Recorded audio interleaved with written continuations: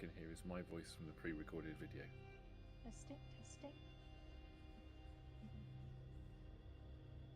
Testing, Saga testing. Roll is streaming. Watch now.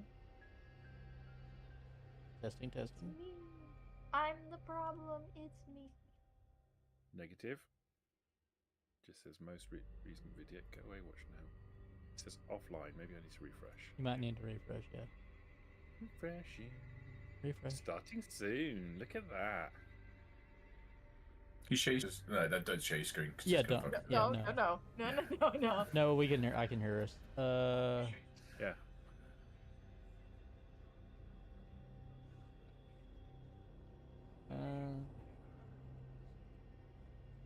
That does that.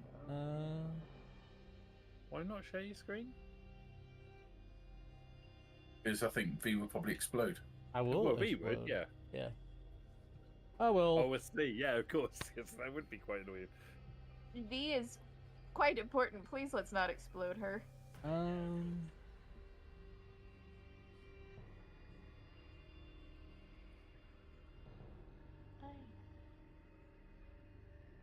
V is quite important. Very important. Critical, in fact. I would agree. Some may even say a linchpin.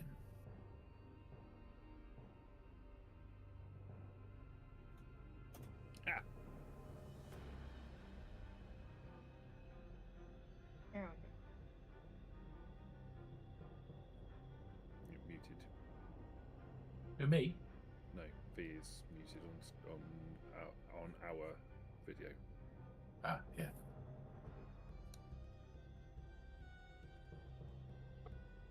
Testing, testing, testing. Good to hear you now. Oh, okay. Oh no, whatever. Yep. Let me turn that down so it... Whatever. I'll test it out later on. Alright, let's go live.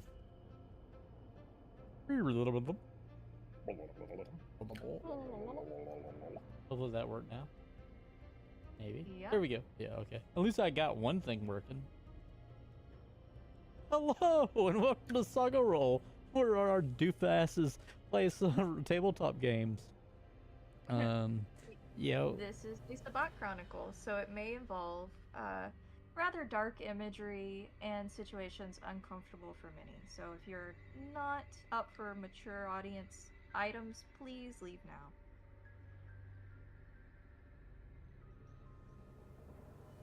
Alright, and with that, who would like to start our recap? Not it, since I'm doing technical things.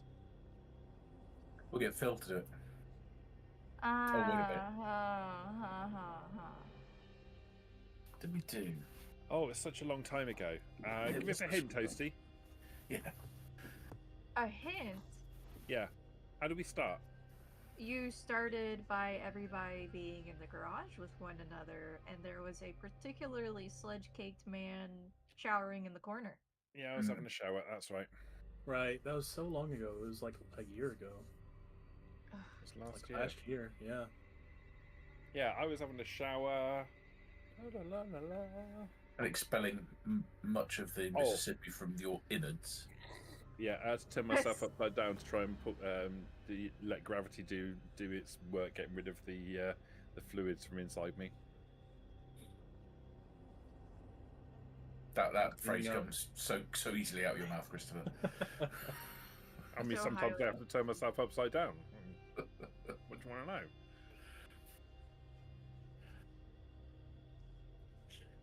What do we do? In I think the I want. midst of all of this, I believe there was discussion about securing you new clothing. Yes. Ah, yes. And how did that go? It went well. I Yes, kind of sat around and waited. Some nice scrubs. Who went with Dr. Isaacs to the hospital to get the scrubs? Hank. Yes, that one. Yeah. So Hank drove you and waited in your usual parking spot while you ducked Hank, into the Hank, hospital. Hank did not drive me. None of you are ever touching my van again. Hey, Hey, look, I'm just saying, you came back. The first words that came in your mouth was, I need Frank. Right? That's on you. It's not on me. As the impartial storyteller, he's right. He's technically right. Which is The the best best kind God of right. Yep.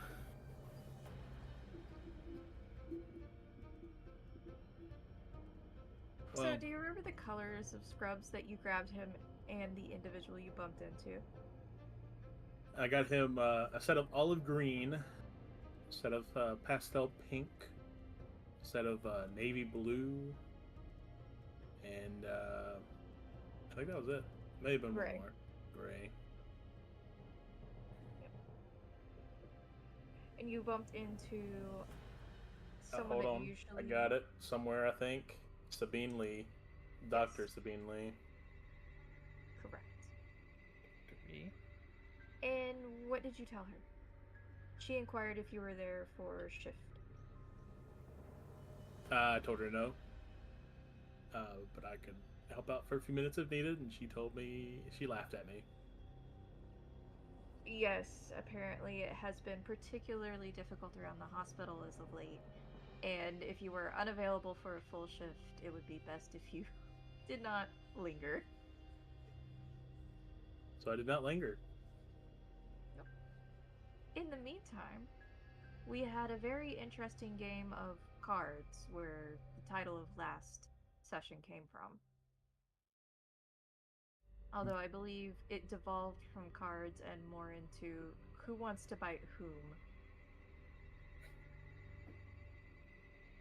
Oh, yeah, that's right. There's lots Yeah. of fighting going on. It was Canine spin the bottle. a myriad of fluid exchange. Please phrase it differently. I think that's a pretty good correct, yeah. explanation. Well, I mean, part of the thing about the whole fluid exchange thing was, like, I remember Frank didn't understand why you guys wanted to use cups. Correct. Like, we are our own cups, surely. Like, why do we not just feed directly from each other? And eventually they were pretty honest with you about it. Do you remember the reason why they were hesitant? Because they're losers. Do you remember the actual reason why they were hesitant? Because they're scared that I won't stop and I might eat them. Yes. I mean, it's fair. Technically correct. Yeah, I mean, you know, That's you. quite correct. Yeah.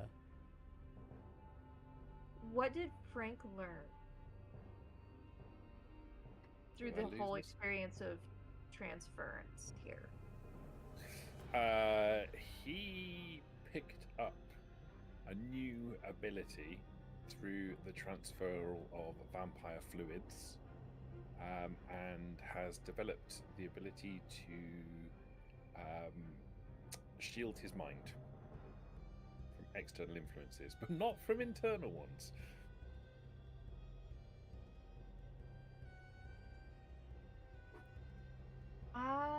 Yes. Yes. But there was something else. It was the elation of the experience. Oh yeah, Jules had been the vampires only taste person- way better. Correct. Jules had been the only one out of the group which had experienced it prior. Yeah, I feel like there's like a little click that's gone on in the back of Frank's brain now. Like, yeah, humans are good, but let's go and heal the vampires.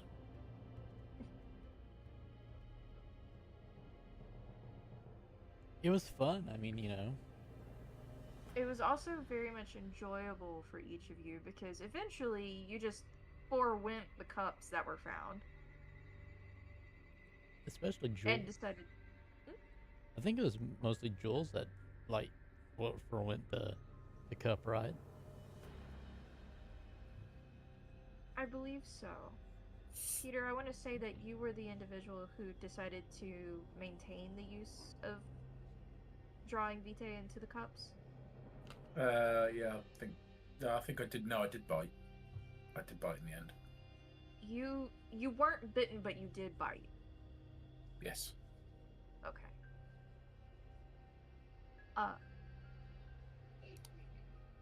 So yes, a good number of you experienced both the rush of tasting K-Night blood for the first time or second. And however, not all of you experienced what it was like to be bitten now that you are K-Night. And so, despite the plethora of experiences that you've had with the gardener thus far, you've had a very eye-opening experience in this second night in New Orleans. Now that you're kind of on your own. We will pick back up at the garage. Dr. Isaacs has returned with Hank, who is going to excuse himself to go speak with Josephine. The evening is drawing soon to a close. Question. Yes. Is this after Jules is staying the night with her husband, or is this the next night? I'm sorry. Yeah, because we finished the end of the session. We finished. Yes. We went to go meet hubby. That is correct. So the rest of the group had gone. You reconnoitered. You met hubby. You ate the chef. Hubby introduced the new chef, which was insisted that not to be eaten at this time. Yet. At this time, hubby greeted each of you, seemed to know mostly about you at this time, and agreed that he would set up a formal meeting with Josephine because Hank had confirmed that Josephine was aware of the interest to meet through you, Jules. Yep. So your husband Romero said he would actually reach out and arrange that for the group. He will speak to you later that evening as you're turning in, because the offer was made to the group, from what I recall, if you wanted to stay at their home, and I believe most people declined. I don't think anyone else actually agreed. He just don't want to live with me. Oh, I just don't want to live with Jules. Bummer. Hey, it's not a personal thing. Just wanna get back home and get out of your way. Otherwise, I might eat your chef. Just wait until she does something stupid, like burn some eggs or something, and then you can eat her.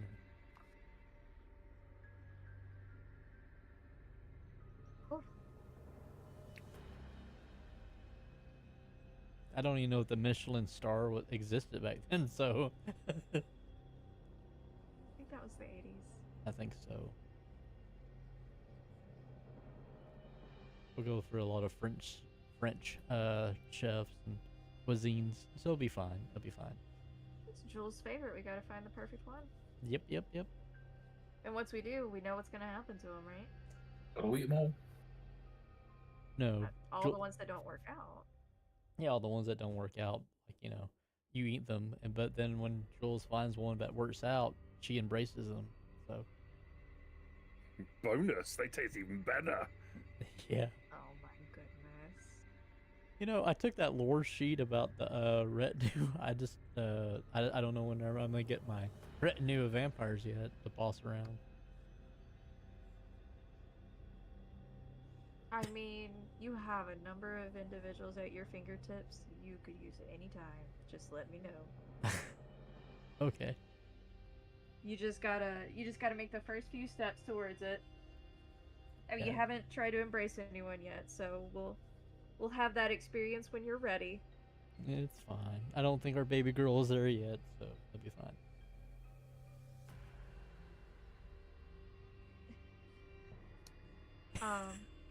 There was a pleasant dinner, which was actually... I'm concerned with the thought process I see happening behind Hale's expression, but you had a pleasant evening, a number of snacks and finger foods served, which I believe kind of went over the head of a number of the group. There was also a very, very nice vintage served, which the plants got to enjoy. Peter, when you broke off for the rest of the evening, you went to kind of retrace your steps around the French Quarter. I did. What did you find? Dead person. Who was it? Poor kitten. Poor kitten had fallen down and landed on some teeth. That is accurate. Do you remember where you found her? Or rather, the state you found her in? Down an alleyway under a load of bin bags. Although she'd been bitten, it was a bit more rough than what you would expect from standard puncture wounds. Mm-hmm. So I'm kind of thinking that there's some ugly motherfuckers out there eating my people. Quite possible. You also checked on Maddie. What did you find out about Maddie? He was no longer there. And apparently people find me ugly. I can't possibly imagine why.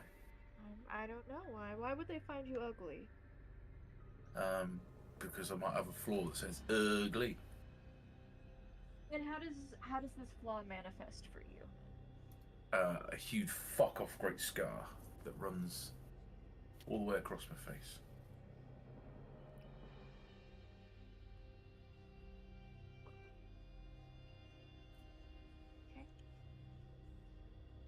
The evening does close with Hank and Frank returning to the garage.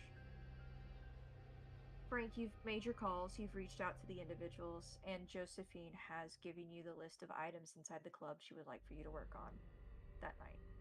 I think I already, I started working there already, didn't I? Yeah, this is just the first night you have a little bit of time to actually get into it. Yeah. So you know what she would like for you to do. You've confirmed that you're going to pick up the odd jobs and you'll look into the watchman job, potentially. Mm-hmm. Yeah. Depending on how things are going to go. Josephine will inform you before you depart so she can speak to Hank alone that Elysium has been decided for the following evening. She's got the location. She will take you there. Unfortunately, she's going to need Hank with her that night, and she may not be in attendance depending on how things play out through the early evening. That or she will join later, but she will make sure that you get there.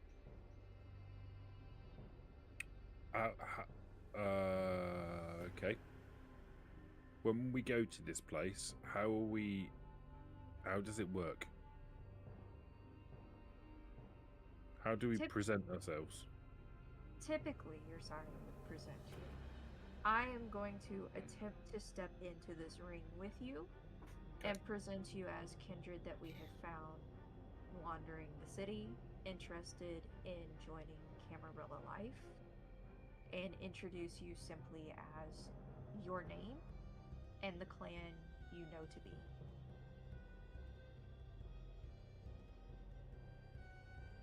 For those of you who I am presenting, this is a very large risk I am taking. I mean, you don't have to do anything on my behalf. If you just point me in the right direction, I can go and say hello and introduce myself. I don't want to put you to any trouble.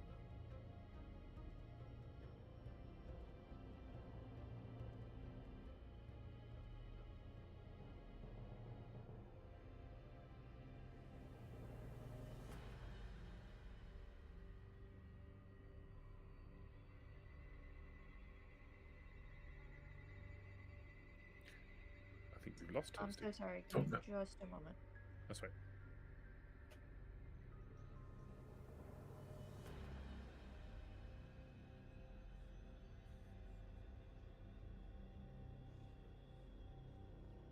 Terribly sorry about that. There's a lot of noise in the background. I had to mute for it. No worries. Is anyone dead as a result? They might be soon. Do they need to be put into the Mississippi? I know who to call. Could you please say that again, Hale? I apologize. Yeah, 1 second. You don't have to put yourself to any trouble. I don't want to be any trouble for you. If you could just point me in the right direction and tell me what I need to do, I'm quite happy to stand up and say, hello, I'm Frank. Like, I don't want you to have to go to any trouble. You've already been super generous, allowing me to stay here with Hank, and I don't want to be a burden. I appreciate your offer. It's going to be at the... How familiar are you with New Orleans, Frank? Quite familiar with the Mississippi now. Not very.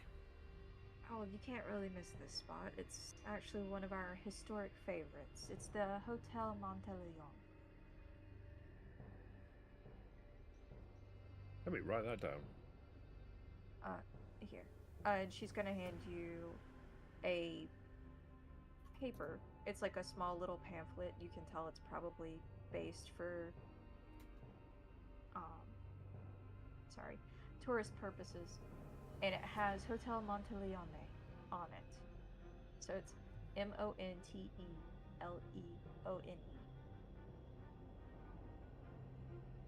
Okay.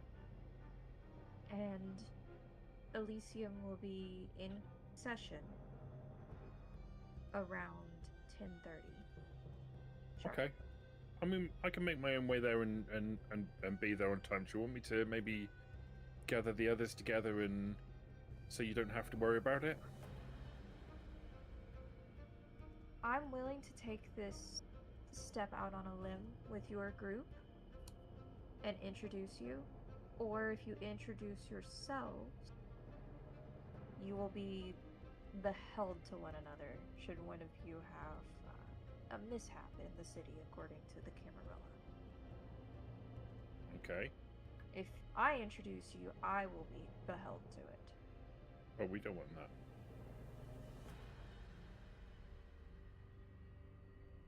If I'm not directly involved with you, it will bring less suspicion on me when I go out of my way to help you on occasion.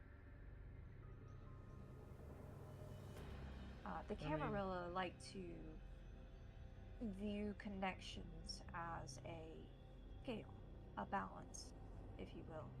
And if they know I am directly interacting with your group after introducing you, it will be a disadvantage to both of us. Well, then why don't you let us do the introductions ourselves? I can do that. Would you like for me to get you a suit? Oh, wait. We got to dress up. Some do. Elysium is considered an event in most cases. This is not a full Elysium. It is a calling of a meeting of the heads of the city. Not all will be there, but they know someone is being presented.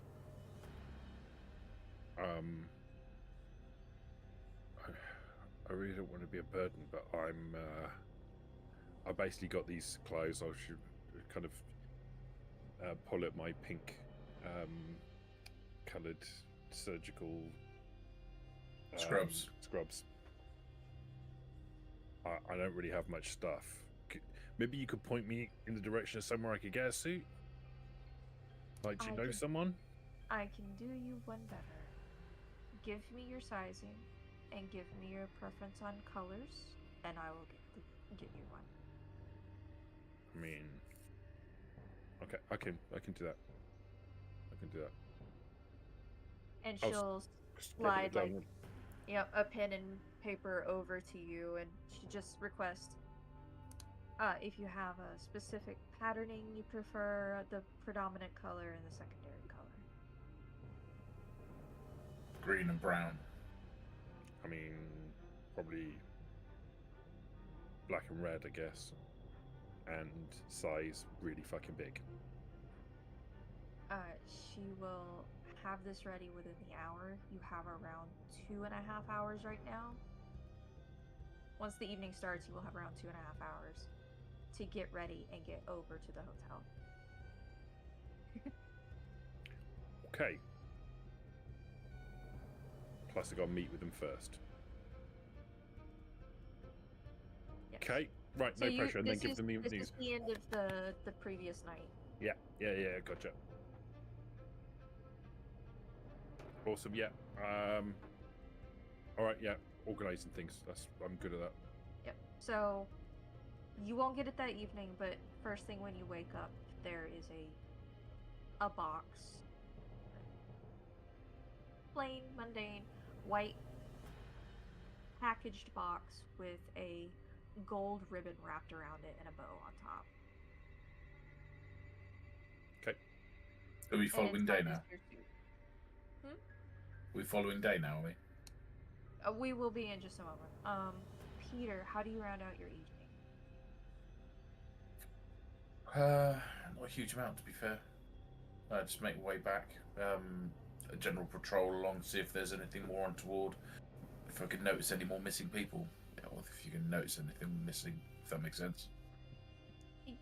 It's less that you notice missing individuals and more that you notice a discrepancy in the quarter of your usual 3 to 4 blocks that you patrol. There's the same amount of foot traffic, and it seems like about the same amount of tourists, if not more tourists, than actual usuals. You don't see as many locals this evening, which stands out to you. Okie dokie. Well, I'll just make my way back to my place and bed down for the night. / morning. Dr. Isaacs, how do you round out your evening? Now that your van has been gutted and cleaned and returned. I'm gonna basically go home, and on the way home, I'm gonna stop by any gas station or any late night store and buy like a ton of air fresheners and paper towel rolls and just kind of stick them back there.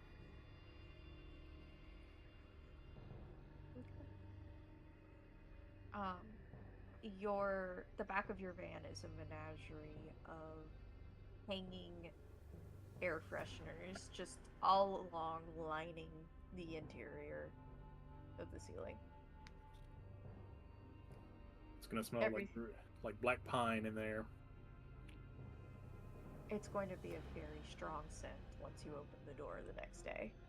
That's okay.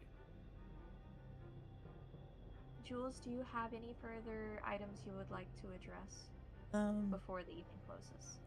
I'm sure Jules would make small talk with Romero, asking what his thoughts on her new friends. I think they are an interesting bunch. You know I trust your choices and taste in people. I wonder about the policeman, but he seems to have a fairly level head on his shoulders. Ah, good spotting on that. I think he's more interested in getting business done, and the deal of us both having the same problem right now will be mutually beneficial. Of course. What did you think The about doctor... Hank? I mean, Frank. Sorry, I get them mixed up all the time. Their names are so similar. And they're both big men, so go figure. They are very similar in build as well. I think he would do well with our business. Excellent. I think he would be very eager for the type of business we run, in fact. And you don't think he's too old? If he is as exceptional as you tell me he is, you don't live this long in our business without learning tricks of the trade. True. If I judged him on his age alone, that would be a disservice to us, because he is very well kept physically. True, and he did help out with that bad cook.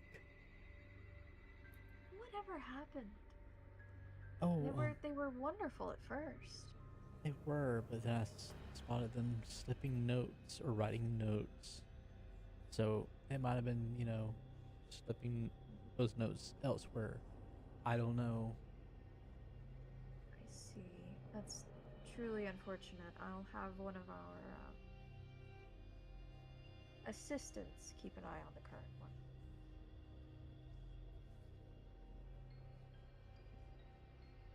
That way we can make certain there won't be a repeat.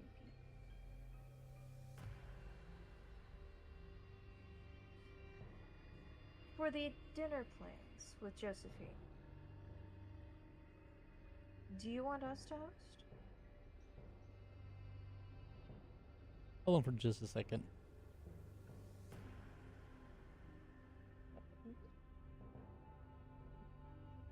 Testing, testing. Can hear you? Good. Yeah, Betty. Your audio, you might want to raise that yourself. I'm on this and I can hear it just fine. So, there you go. All right, let's continue on. Okay. Is it anyone in particular, or is it you and me? I don't know. They just. Hold on. Apparently, it didn't do it.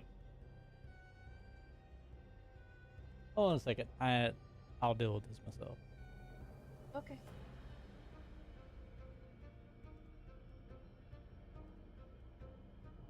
So yeah, going back to the game, what were we saying?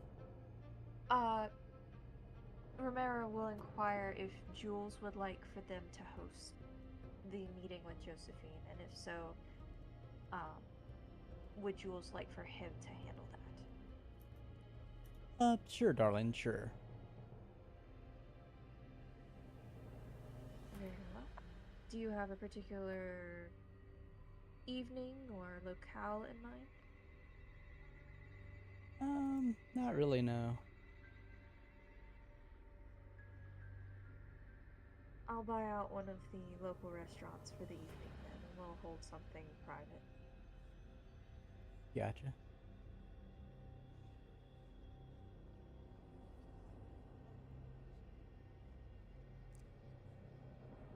So yeah, that'd be great. Also, I have to go somewhere tomorrow. Do you need anything? No, I just need a very great dress.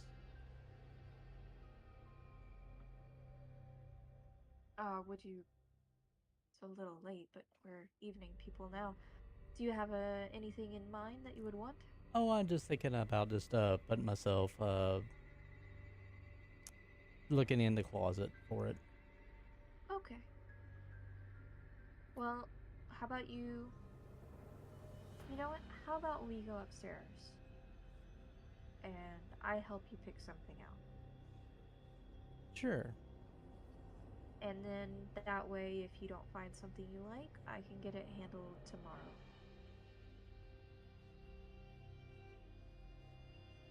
Yeah, let's do that. And he will help you up off of the sofa and go upstairs with you.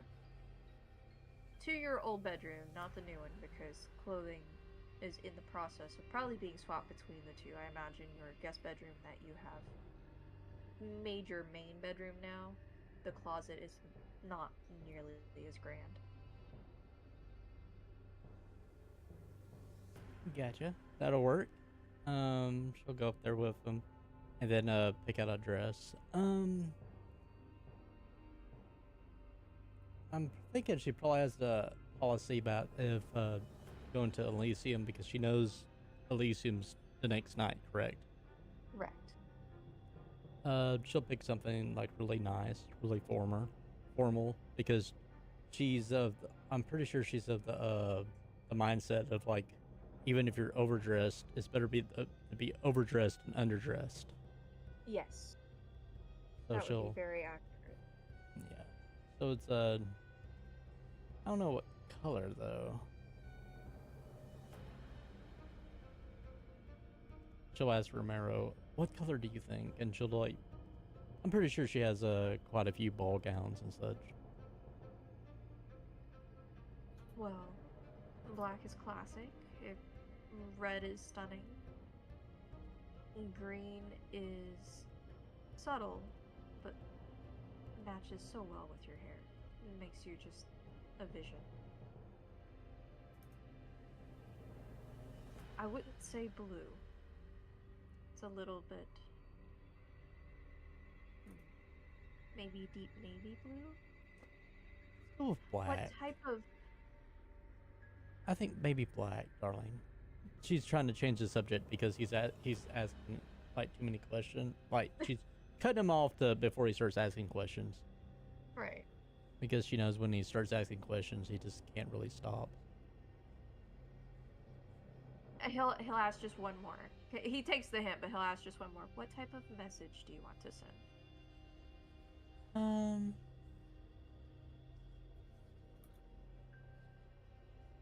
Just that I'm formal and I'm there and mean business. Black is the right choice. Excellent. She'll grab the black evening gown. He will pick out a few subdued but very high class like accessories for you, so they don't overpower the dress, but they definitely make a statement. Gotcha. It's clear that you have backing of some sort with the quality of the accessories, but it's also not so much that it looks gaudy. Excellent. She'll smile at him, and then she'll have it laid out for tomorrow night. I mean, like, let's go to bed.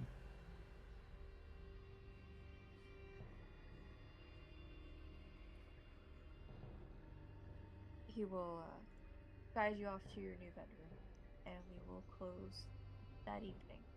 The next morning, do all of you meet at the cafe which Frank suggested? Well, Frank will be there in his new suit.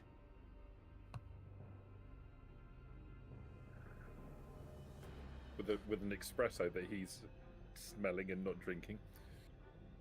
I'll meet him at the cafe. Yeah, we'll head there.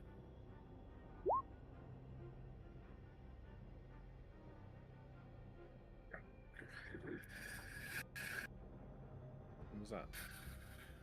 Hunger, Oh, rouse check. Oh, rouse check, yeah. please. Rouse check, rouse check, rouse check. For new evening. Girls. I'm more hungry than I want to be. Yeah, I wanna munch before we go anywhere. Me too. I'm on hunger 1. I don't want to be on hunger 1. At this point, I will say it's been about 30 minutes since you've awoken to actually meet up. Jules, do you want to go ahead and take time to doll up before you go meet the others, or do you want to meet and then go back to your place? She'll probably doll up and then be dressed and then drive over to where they are at. Okay. It doesn't take you any time at all. You're used to this kind of situation. It's literally in your blood at this point. And you meet up with everyone. Stunning. As you park.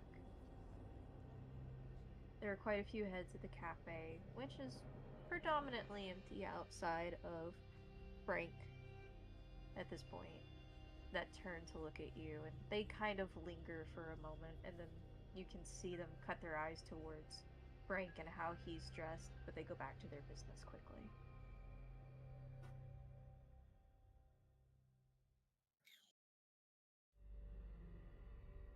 Who's the first to arrive? It would be Jules, and followed by Peter and then Dr. Isaacs. What's Peter wearing? His normal clothes? Reasonably smartish, but fairly outdoorsy, ruggedy kind of clothes. You're not dressing up? Yeah.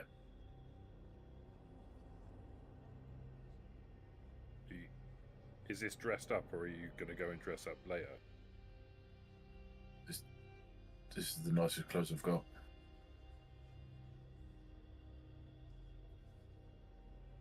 Uh-huh. Okay. Okay. What do you think of my suit? It's alright. Bit restrictive for me.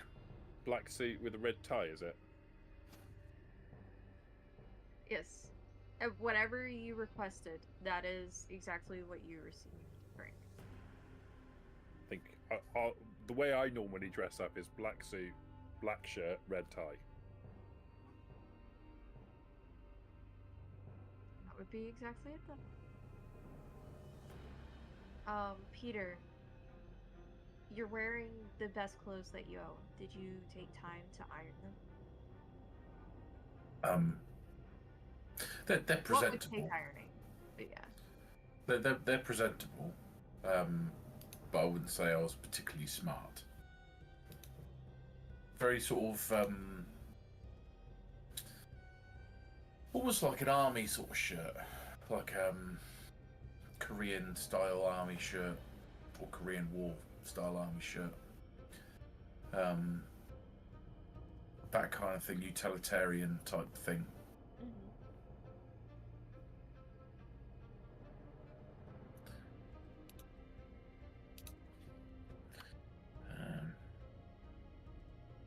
A Korean style army shirt.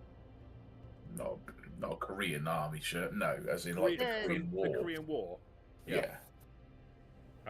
Well, when you when you walk in, Frank will stand up and start adjusting it. You're wearing it wrong.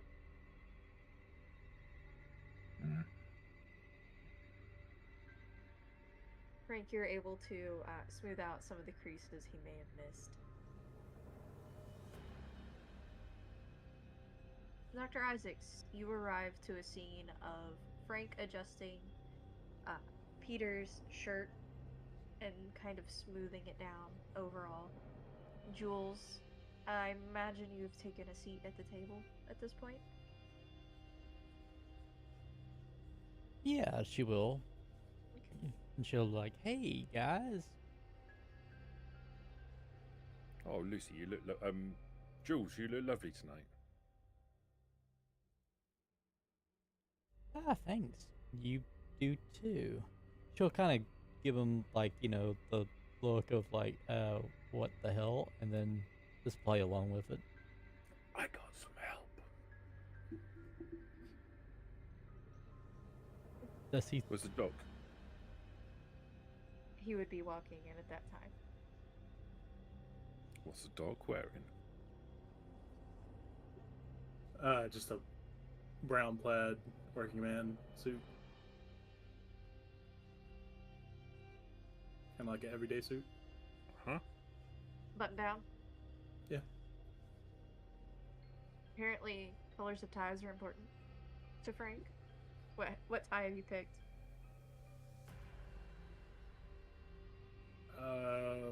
Light blue.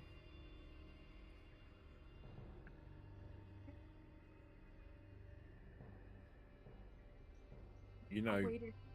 Go ahead. when you eat, if you drop, that's going to really show up. It's not going to show up on red. I mean, for a while it won't show up on red, and then it will show up on red, but then you can take the tie off. But the black suit... You see, if you don't rush into it, then you can take the tie off first. Well, that's good advice. That's good advice. I'll remember that. Take the tie off before you eat. Gotcha. So you know where we're going?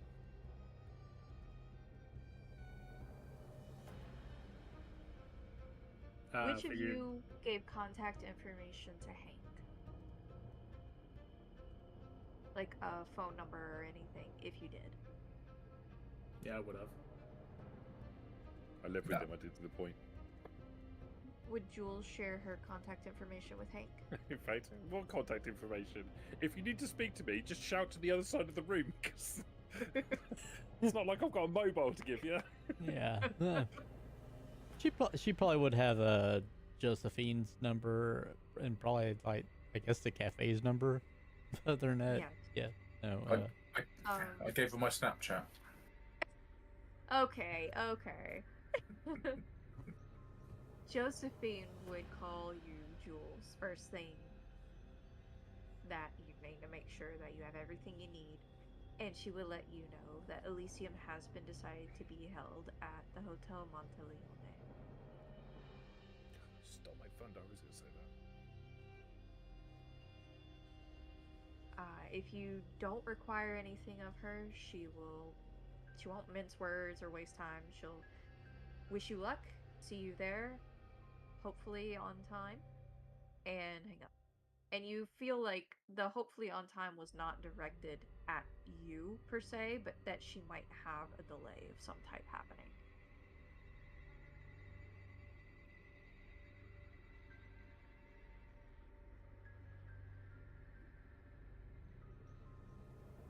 Okay. Dr. Isaacs, Hank would have phoned you at the start of the evening to let you know as well that the location for Elysium is going to be the Hotel Monteleone. Okay.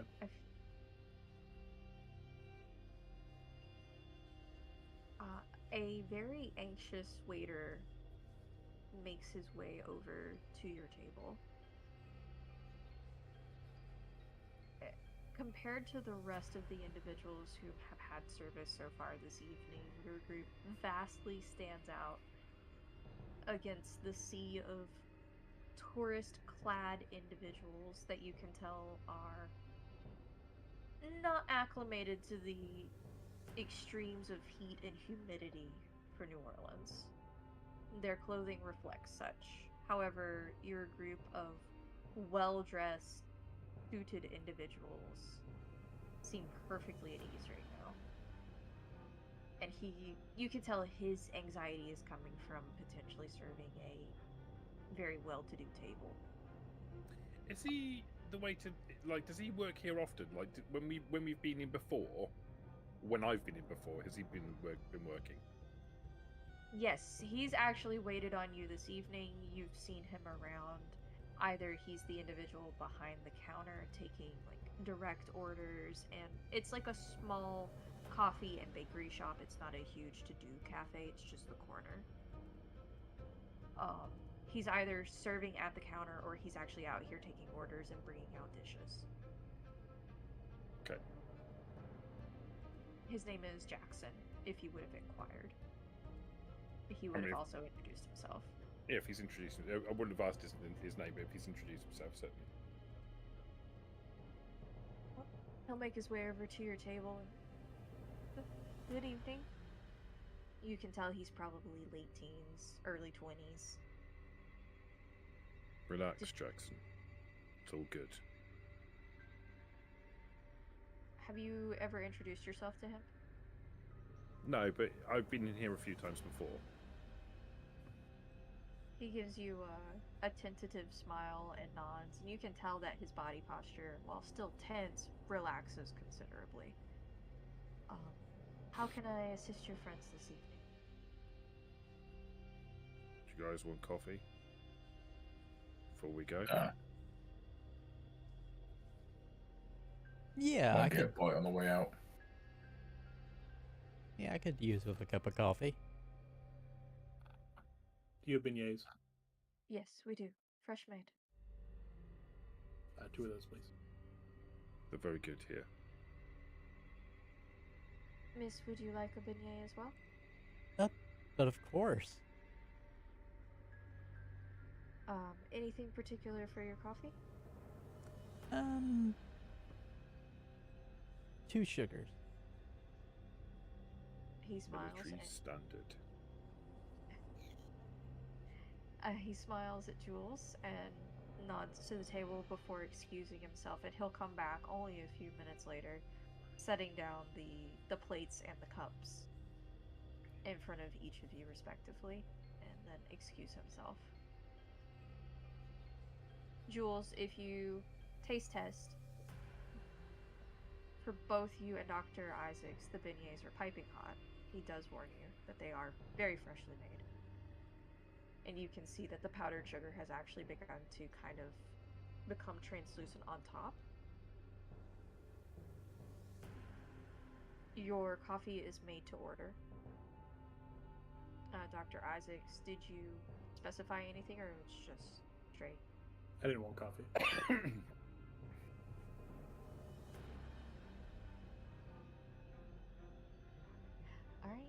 and your evening begins. Are there any points of order you would like to discuss? So I spoke to Josephine, and she said we got to go to this place called Hotel Monteleno. Montione. Yeah, that's one. And we got to be there at 10:30. I don't know where it is, but I got like this leaflet thing. He'll pull it out of his pocket, put it on the table. You guys know this town better than I do. She said that she was going to intercede on our behalf, but it was going to cost her, and I told her not to do that. I said that we could go and introduce ourselves so that she wouldn't have a cost. Okay. Seems reasonable. She's been over generous with us already. I don't want her having to take any heat for whatever we get up to. Makes sense. So, I remember we introduced ourselves and our clans that we know of. Yeah.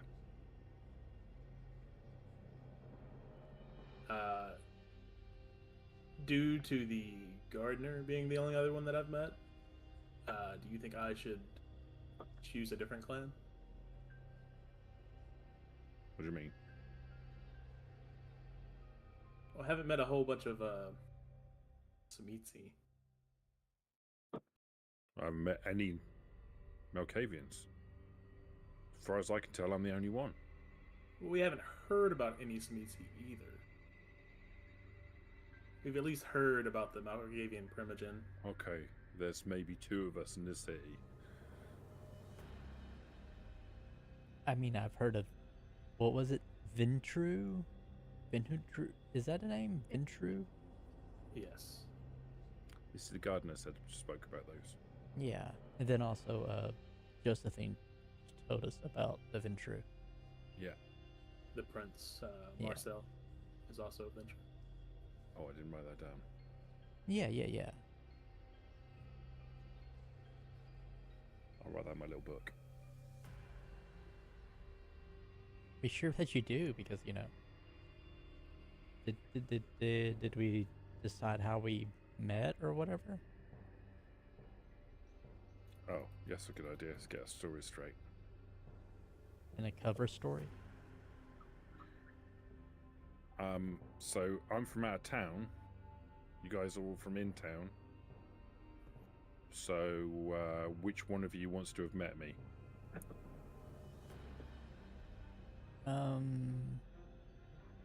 I don't know. Really? I mean, I think I'm planning on sticking with like as close to the truth as possible.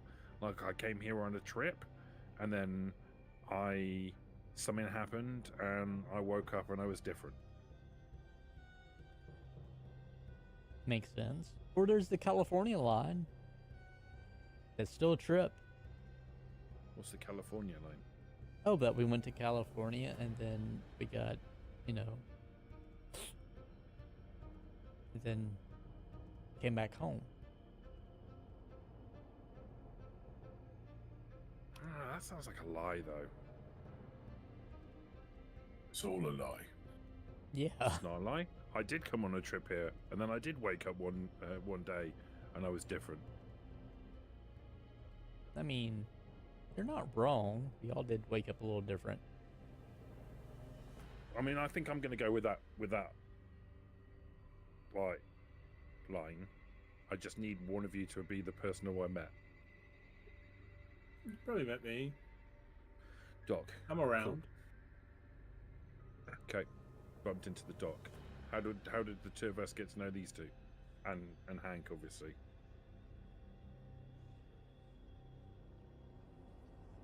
I don't know what to do about Peter. But you know, Well, you're a tourist. You're in town. Go have a good time. Go to the club. Meet Hank. Hank introduced us to Loose Jules. Said it was his boss, kind of. Okay, so that's a good connection that way, and we adopted a shit dog on the way. I mean, Pete, we need some connection to you, mate. I was in the club. Yeah, you look like the kind of person who goes in clubs. What the fuck do you want from me? All right, you were clubbing. Fair enough. You could be a friend of Hank's. Could be a friend of Hank's. Maybe you Could've go dealt and with him in jail the here past. and there. Yeah, he does get in a fair bit of brawls. Yeah. I was following up inquiries in the club. Seeing if anyone had known something similar to what had happened to me as I woke up outside. Yeah. Nice, cool. All right, we got it nailed down.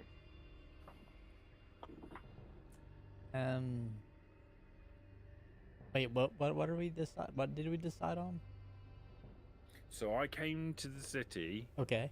as part of a trip, Okay. and I went out for a drink, and then I woke up and I was changed, and I kind of bumbled around a little bit until I bumped into the doc. The doc took me clubbing for some reason, and while we were there, we bumped into Hank, and he introduced us to you, and also in the club was Pete. Asking familiar questions as to like anybody he's- know what happened to me. Okay. Yeah.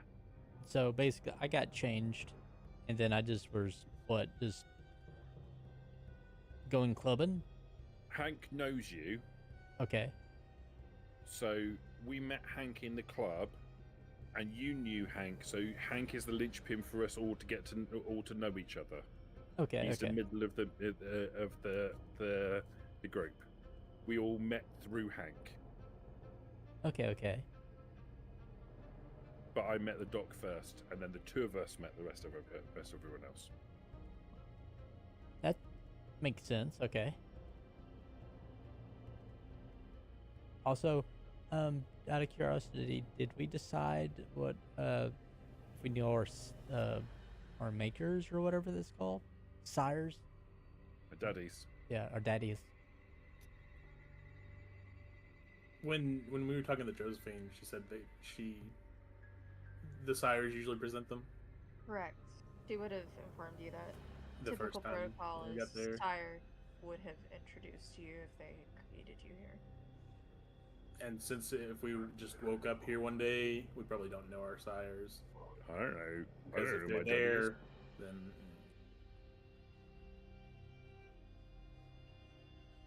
It's true. Yeah, it's true, but okay. I mean, if it works, it works. If not, it's nice knowing you, everyone. Well, if it doesn't work, we'll just fight our way out. No problem. Yeah, Murder everyone. sounds like a lovely plan. What could possibly go wrong? If we get split up, head back towards Mr. the Gardener's place. Wait, Like, if it goes wrong right? and we get split up, just head out of town and head straight towards Mr. the Gardener's place. Gotcha. Or should we head to Smoky? well, Smokey is a neutral party, it seemed. So I don't know if we want to get him involved. I don't know if he would want to get involved if we were on the run from the Camarilla.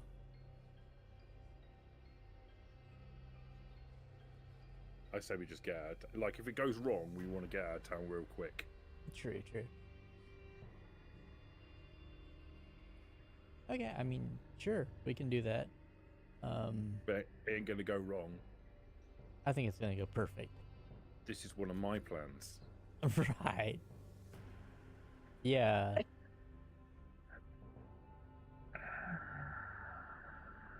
What do you think, Doctor? Do you like this plan or do you not like this plan? Yeah, let's hear from Dr. Isaacs and Peter too.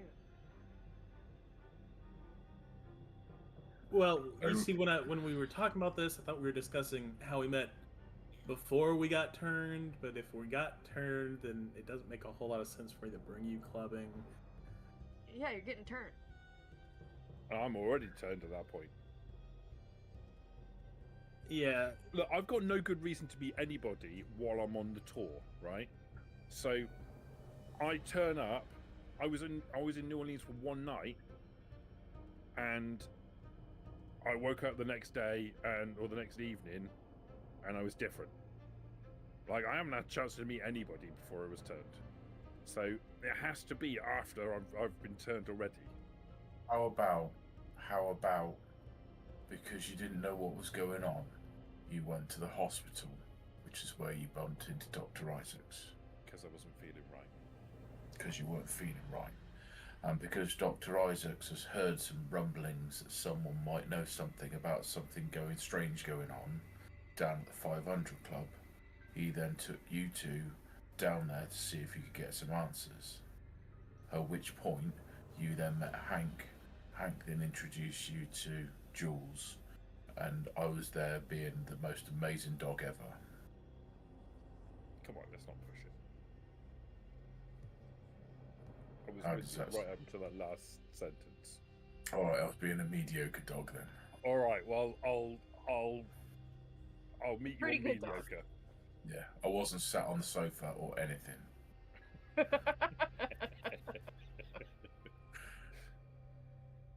I mean, that can work.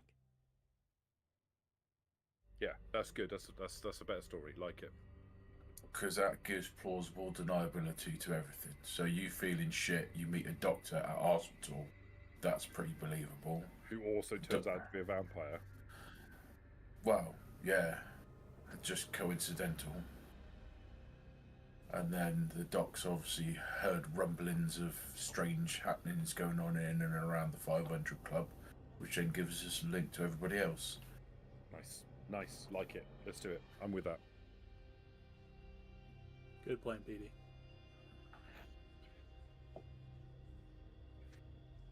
Get a little bit more animated because someone said I was good. Oh my goodness. I mean, are they gonna like really ask like everything, or I mean, are we gonna get the third degree? Like, you know. I was just gonna tell him. Okay. That's what I'm gonna tell him. Okay. Well, I'm gonna say hi. My name's Frank. I'm a Malkavian. Recently arrived in the city. If you want to know any more, just ask. And then if they ask, then I'll tell them more. Please click on my frequently asked questions tab. Yeah. Okay.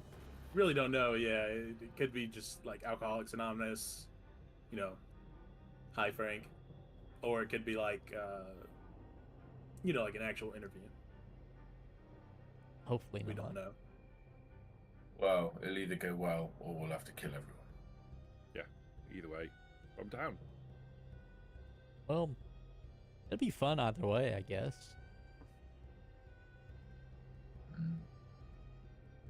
I'm kind of leaning towards the latter, to be honest with you. I mean, who isn't?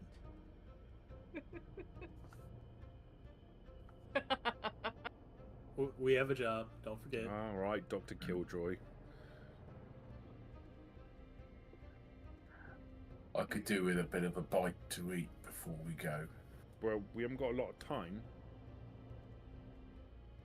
So you want Alright. to get moving. I'll be back now then. So I'm going We'll to meet pop you there, outside. then? Will we meet Yeah, you there? alright. Yeah, alright. I want to point out that the hotel is not very far from where you currently are. The hotel is right here. Oh, hang on. Can't see. Wait a bit. Got my notes up. Got it. Oh, sorry. Yeah. Oh, All right. no. Okay. Okay. So Yeah, the okay. cafe where you presently are is also on Iberville right here. Okay. Okay. All right. Oh, you got plenty of time then. The orange. The orange down here is the Gotcha. cafe, All right. All right. and then up here is the hotel. Oh, okay. I'm going to go munch. I'll meet you there. The Oh, well, waterfront is open. We can wait for you. If it's not I that won't be far, long. we can wait for you. Well, I'll wait here anyway. I also drove, I'm going to... so it'd be fine. Do we want to make this Oh. a group affair? It's like 5 steps up the road. We don't need to drive. I just stating what I drove here. I think she means down to the waterway. Yeah, we can drive to the waterway. It's a lot faster than walking, especially if time is of the essence. It's like 15 steps to the waterfront. Okay, Yeah, Why Frank. do you want to drive everywhere? Because I like my car. You really haven't been in the South very long, have you? Like, all this stuff is all happening. Like, I can literally, if I put my head out the door, I can see the waterfront and the hotel. Fine, I'll yes. walk. I mean, you can do what you want. I ain't your daddy. Well, also, we can use the car as a weapon if we have to. Good point, well made. Yeah, see? I'm thinking ahead. So we all just go get a little snack. Yeah? No, I don't want to ruin my seat. You guys go. I'll wait here. Okay, I'll go with you, Petey. Okay. I'm going with you too. All right, I'll take the. We can take the Okay. car. The three of you pile into Jules's very not conspicuous at all car. I was just I mean, going to my walk van's around right and there find also. somebody. Just saying. You mean the van that was all over the wharf the other day? You know, it's just right there. That's well known. It's not well known. You offer. I mean, it might be well aid. known for treating, Yeah. you know, homeless men from their drug addictions. Yeah. That's yes. That is how it is well known. Do you offer the van? I will offer the van, but I am driving. That's okay. I'll take my car. Thank Yeah, you for because the offer, driving though. was the problem before.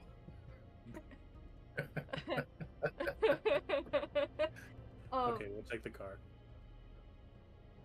Do you still have the divider curtains behind the driver's seat, passenger seat, or those have not been replaced yet? In the van? Yeah. Those haven't been replaced yet. So, can I get a wits awareness from everybody else when Dr. Isaacs offers the van and you look in its direction? I'm not. Include me. Not me. You already know it, but yeah, we'll put it a 1.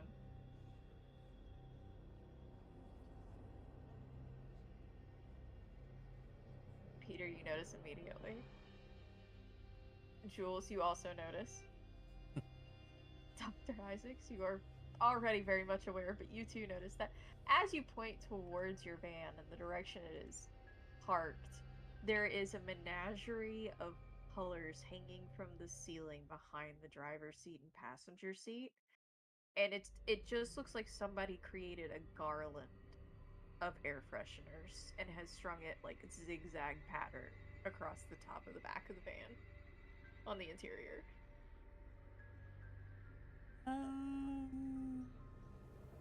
We'll get you some sage, for so you can burn that, and that might help with your problem instead of that. Okay, Why would I burn sage? it helps with what you're trying to get control of. It smells terrible though. What are you talking about? Yeah. Right to me. Anyway, let's go get that. That Just go get that your car. yeah. If she'll just turn and walk away to get her car and get into it. I'm going to walk. Everything smells like Mississippi to me. Mm. Oh, wait a minute.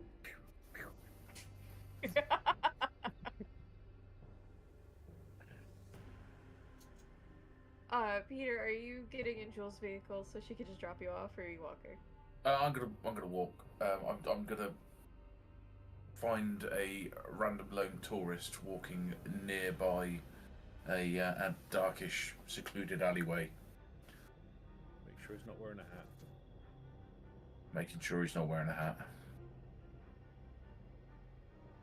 Are you making certain this individual is alone? Yeah, as best I can. And do you take him down to the waterfront, or do you just duck into the alley with this person? Down to the alleyway.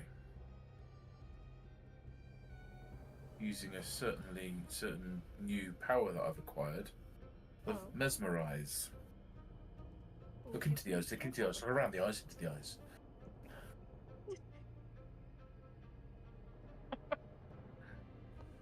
Thank you for sharing with us. They won't get that, Richard. No, they won't get that. All I can think is he does the exact same thing to this poor tourist as well. Look into the eyes, not around the eyes, into the eyes. That's the one.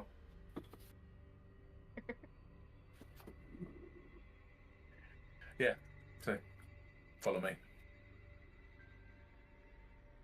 I need to rouse for that, don't I? I believe so. Just a rouse check.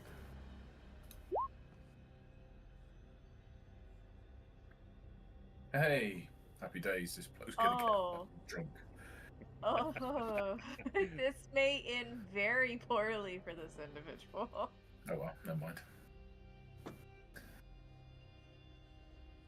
Munchy.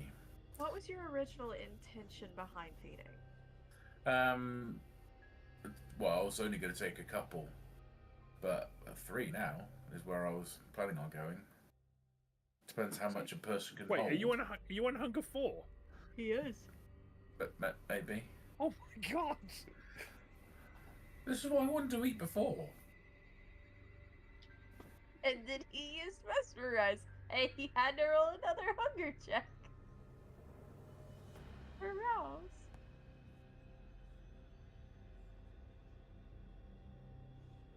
Got new toys. I want to play with them. That's fair. That's fair. Can I also get a frenzy check from you? Where's frenzy check? Should just Frenzy, be a resist frenzy.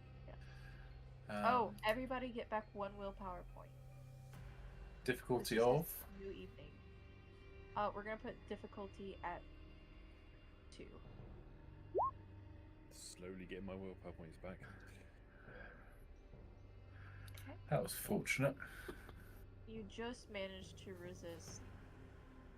However, I will let you know that while you are able to feed 3 points from this individual, they are left in a very weakened state to which you think they may need immediate medical attention to survive.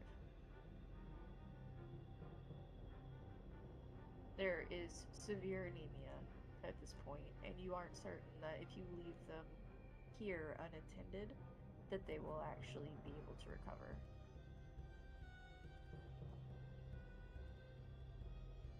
Okay. I'm gonna lick the wound and do all the necessary clean-up. Okay. I'm gonna walk out the alley just up the way and say, "Oh, what's that down there?" and then walk away. It obviously in the hearing of other people that are likely to pay attention. If they pay attention, they do. If they don't, oh well. Look, a dead biscuit.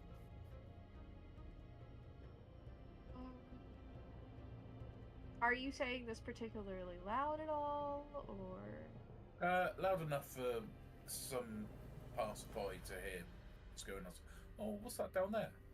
And then carry on walking. Disappear like a donkey in the mist. My lord. That well-known Romanian saying is actually genuinely a Romanian saying. Disappearing like a donkey in the mist. That's cabbage. That is cabbage. Goodness. I love it. Alright. So, for you trying to draw attention to the individual, give me a charisma streetwise. Well, actually got something in that. Incredible. We'll put it at a 2. Because you're trying to pick out somebody to kind of drop this around that you're gauging No. at a glance. No. No. Not just a no, that's a very big no. Yeah. You kind of bellow out very theatrically, like, "What's that over there?" And you quickly just try to blend into the crowd. A couple of people try to stop you and ask you, like, "Where were you pointing? Is something going on?" And you just brute force your way back through, away from the scene. Look, Oh. an obvious distraction.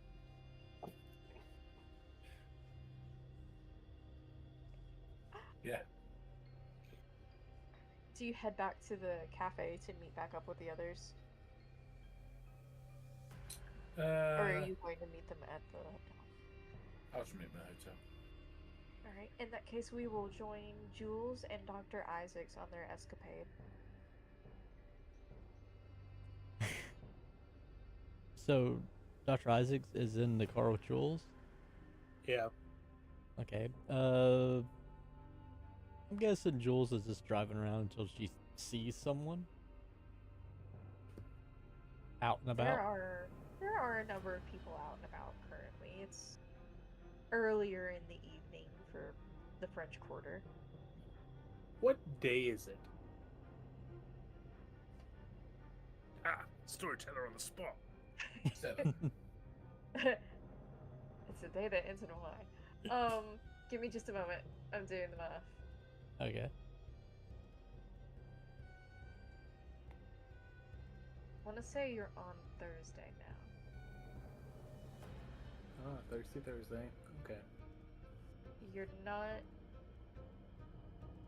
not yet into July. You're still in June.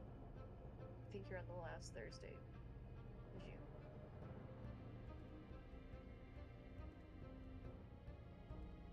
But yes, Thursday. While we're in the car, I'm going to take off my tie. Oh, please, so. Okay. Jules will just kind of shrug. So, who are you thinking? Well, they can't be local. I have to find a terrorist. Okay. You have to find a terrorist, did you just say? I thought you said that too. It's like, fucking hell, that's a speeding restriction.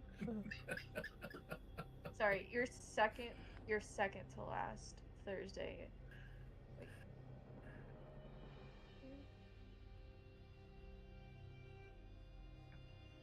You were... No, it is last Thursday. It's the 25th of June. Okay. Okay. And so Jules will drive around and until she can spot some tourists or people that look like tourists. Quite easily able to, especially with the hotel just up the street. It's one of the finer establishments, and it has been in business for quite some time. It was originally ground broke for the hotel in the 1800s. So you're in one of the well-established French Quarter areas that has a few of the nicer, taller buildings present. Are you looking for anyone in particular? Are you looking for a well-to-do individual, someone alone, someone blitz? Yeah, Jules will be looking for someone that's partaken in the reefer. Give me a wits awareness. We'll put it at a 3 to see if you can maybe catch the scent. Okay. You said difficulty 3? Yes. Okay. Yes, please. No successes. Unfortunately, you don't find anyone that fits the direct description that you're looking for, but you do find a few individuals that seem to be more to themselves. Maybe they traveled alone, maybe their friend group kind of broke apart and they're going to rejoin earlier type of situation, and they're just milling about between bar to bar, or they're just leaving a hotel nearby as well. Okay. She'll tilt her head in the direction. What about them, Doctor? Seems fun. Okay. How do you want to approach them?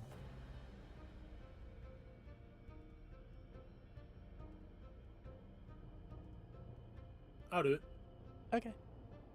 And she'll she'll drive up to them. Is this a man or woman? It's a gentleman. You would think he's maybe late 30s, early 40s. Starting to get a little bit of gray in his hair and in his beard. He seems well kept. but he's not in any type of business attire. He's definitely in casual clothing. Okay, I'm gonna set the tie on the dash. Gonna unbutton a couple buttons, wave up my hair, get out of the car, stumble a little bit. Jules will give you a whistle, you know. I'm gonna stumble over to him and say, "Coach, so good to see you. Haven't seen you since high school." I think you have the wrong person. No way, man. Not a coach. No, I think you have the wrong person. And he's starting to look at you fully at this point, and you can see that there is actually a gas station map in his hands, and he was kind of looking through it to see where he currently is. Coach, you looking for somewhere? You a little lost? You new to New Orleans? Yeah, yeah. See, clearly I'm not the person you thought I was, but yeah, I am kind of lost. Do you know where the casino is? There's supposed to be a casino near here. Yeah. We'll take you there. Here, just come with us. And I would grab him by both shoulders and look at him for a moment. Look me in the eye and tell me you're not my coach. I'm not your coach. And then I'm going to use mesmerize and say, "Follow me." Oh, damn, I thought you were going to say we're going to use mesmerize and get him to tell me that he's not your coach. You're gaslighting the man into making you angry. But you are my coach. You know what? I think I was your coach. Okay. I'm not telling him that he was our coach. I know. He is fully unsuspecting. And he's like, "Oh, okay, yeah. That's really kind of you." Anything for you, coach. And he kind of glances past your shoulder and is like, "Is that your girl? She's beautiful." And he's kind of half stumble stepping with you if you pull him along. Yeah, I am. I'm gonna stumble step with him back to the car. Here, you sit in the passenger seat. I'll sit in the back. Look, that's mighty kind of you, sir. And he plops down in the front seat. Howdy. Jules will look over at him. How's it going? Good evening, miss. Going pretty good. How are you? Do you know where the casino is? Oh, yes. I'll take you right to the casino. Thank you. What's your favorite game? Honestly, craps. Oh, I I'm would just... crap at it. Oh, well, looking at above the compartment there, and you'll see something that might, make you even luckier. He looks a little confused, but he's in pretty good spirits, so he'll play along. He'll try and open the glove compartment. Boxing glove. Yeah.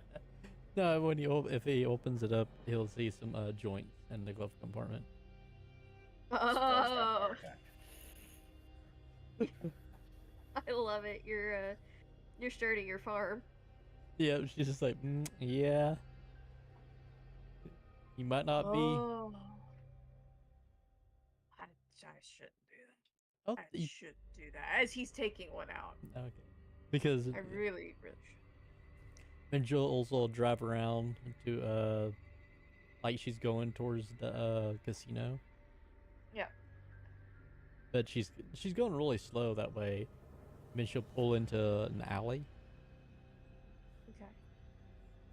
It's a tight squeeze given how the alleys are laid out, but you're able to make it without dinging the car. And he has become part of the passenger seat at this point. He's very relaxed, sitting there, puffing away. He'll offer it to you, Jules, first, of course, once he's lit it with the cigarette lighter. Gotcha. Oh no, that's quite alright. That's quite alright. It's just not the same. That's all for you.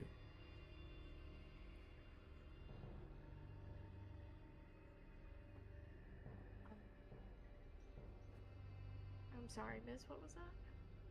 I said that that's all for you. It's not really the same for me anymore. Oh, I'm sorry to hear that. Is everything okay? Oh, it's quite all right.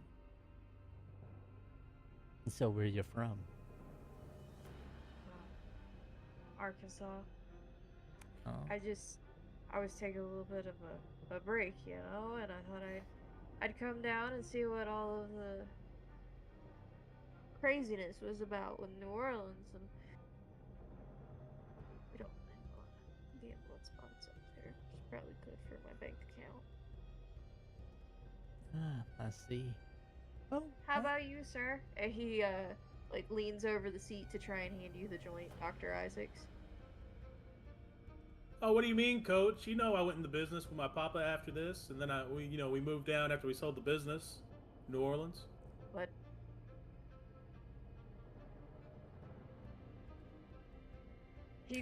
he's following every word you say and progressively becoming more confused because there's so many details without details. Has it been? I really don't know. How's it been going? It's been going good. You must have a brother or something if you're not the coach. You look just like him. I do get that often that I have a very familiar face, and he's gonna, since you're not accepting him trying to pass it off to you, he will go ahead and finish it off. with that, Jules will be looking around to see if there's anyone, passing by or anything. Give me what's awareness. Sure. I'll put it at 2. I'm gonna rouse for this because I think I need it. Okay. Thank God I passed. Oh, that's the wrong one on academics.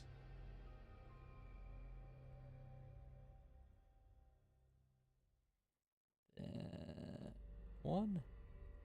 And you said 3 or 2? 2. 2. Okay.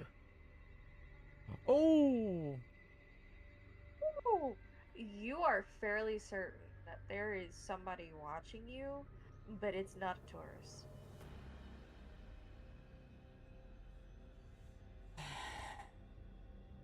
It looks like somebody that you haven't noticed before, but they catch the corner of your eye in the rearview mirror, and you can tell that they're across the road, just kind of watching, lingering at the entrance of the opposite alleyway, but they don't seem to be moving in. They're just observing.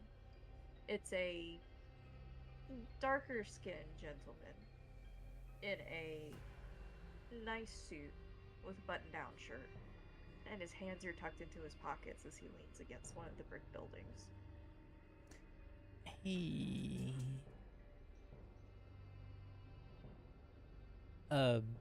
Jules will try to get Dr. Isaac's attention as subtly as she can. Trying to get his attention. Okay. And kind of be nonchalantly doing her head in the direction of the guy. Can I look and see if I see him? Certainly. Give me a wits awareness. Jules, you're trying to do this subtly, correct? Yeah, yes. 2. Subterfuge charisma, Jules, at a 3. Okay. Subterfuge. Yes, a 2 for you, Dr. Isaacs. Then you said 2 for me as well, or? I would say 3 for you, Jules, Okay. for this subterfuge attempt. I got you. No worries. I just 2 out of 3. You guys do have willpower, if you would like.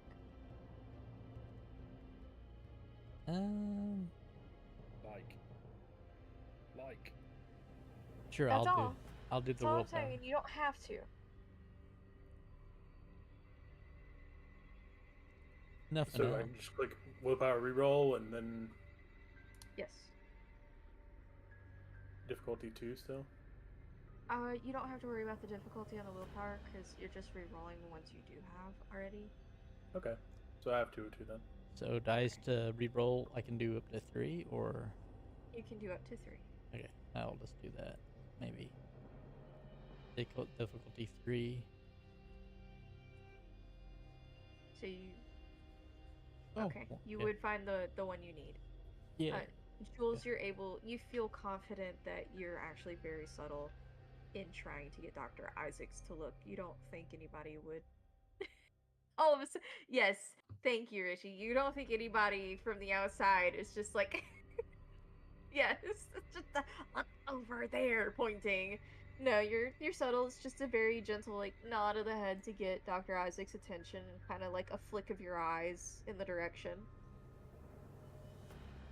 Your current passenger is very unaware. You can tell he has not noticed whatsoever. Dr. Isaacs, you see a familiar man across the street watching you. A familiar man. Yeah. You turn to look at him. Yeah. There is a large, toothy grin as you make eye contact with him.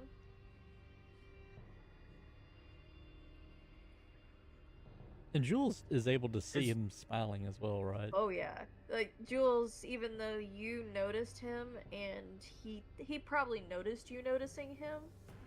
The moment that Dr. Isaacs turns to look at him, that's when you see it. It literally just slowly melts across his lips into just a wide grin. Did Jules notice him noticing her? I would say she feels like it's apparent, but he's not making it subtle. He's not making it subtle that he's watching them. I have a couple questions. One, is this like a hard top or soft top convertible? I'm trying to think of what we've been around in the 60s. Probably hard tops, right? I think so. Where you actually unscrew it and take it off Yeah, she's got it. and She's leave got it now. somewhere? Yeah, she probably left it at home though. Okay. In that case, I'll just wait here, and I'm gonna go over to the guy. I'm gonna climb out the back. No worries. I'll keep the coach company. Have another. I'll look if Jules can get the the man's attention, the passenger. She'll like use compulsion and then just tell him have another. I really shouldn't. I already feel so. Are you certain, miss? Yeah. And he's in the middle of taking yet another one out of the glove box for you, lighting up.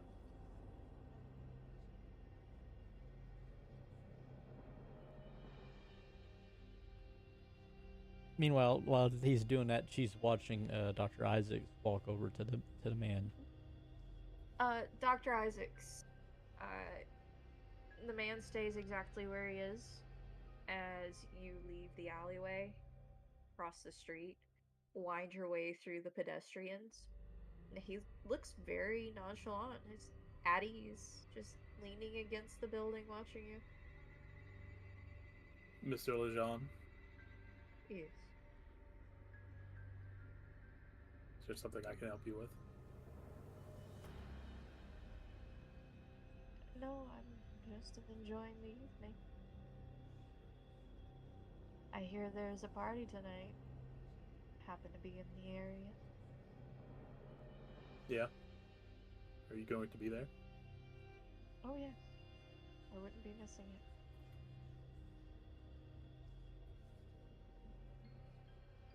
Are you in a good mood today? I'm in a fantastic mood. Do you happen to need a bite to eat? He's gonna chuckle at that and shake his head. I appreciate the offer, but I am satisfied.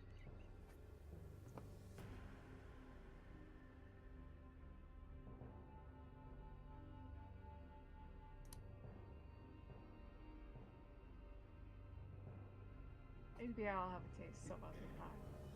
And he's gonna pat you on the shoulder and start to head towards the direction of the hotel. I'll see you tonight, Mr. Lejeune. Make sure you clean it up well. Yes, sir.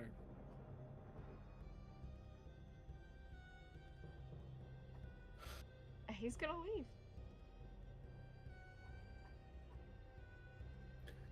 Jules is watching as much as she can. I'm not sure how much she can hear of this conversation.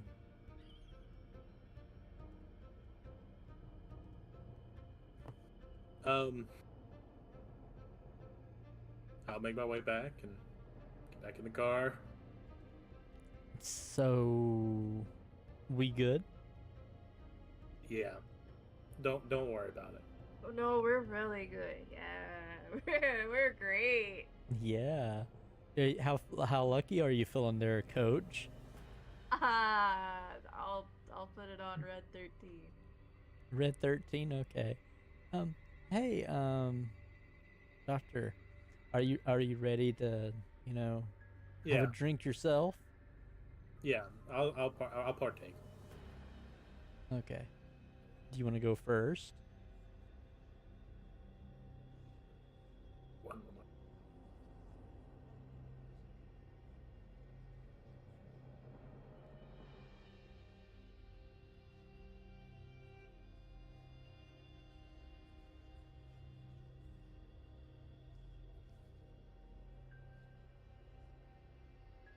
Yeah.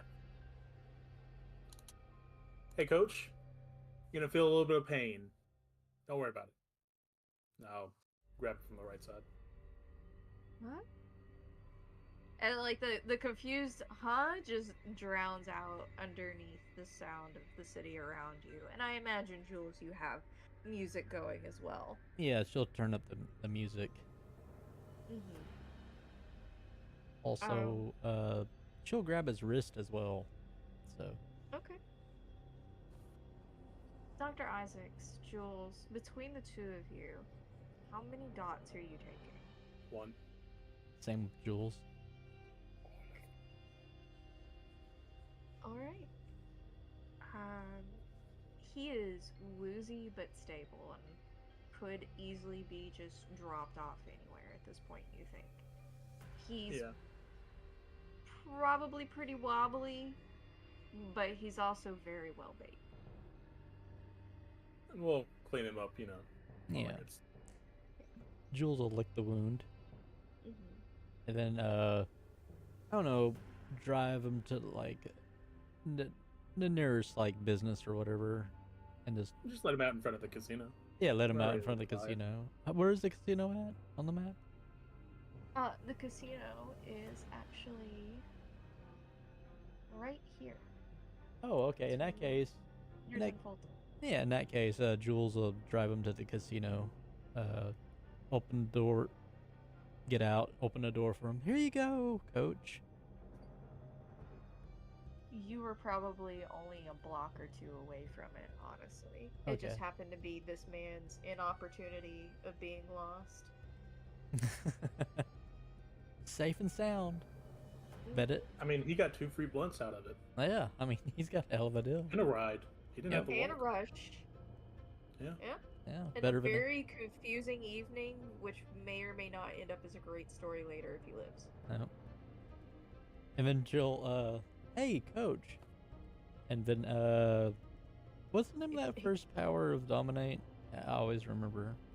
Cloud? Compel. I'll say Mine? forget. I'll get it. Okay. Forget. Oh, memory. Oh, she was just gonna compel him to say "Have a good night," and then Oh. Oh. Okay, so you compel him to have a good night. yeah, have a Dr. lucky Isaacs night. is like, forget it. And he immediately forgets. have a Yeah, have a good. have a great night. Forget. There you go. Oh, I've done what? Love it. Confused. The man who doesn't has the best experience he's ever had. And then wakes up the next morning not remembering anything or why he is where he is. And after we let him out, before we drive off, I'll move into the front seat. I'll put back on my tie, button my buttons. In that case, we will hop back over to Peter and Frank. Frank, you notice Peter stroll back up and take his seat back at the table with you in the cafe.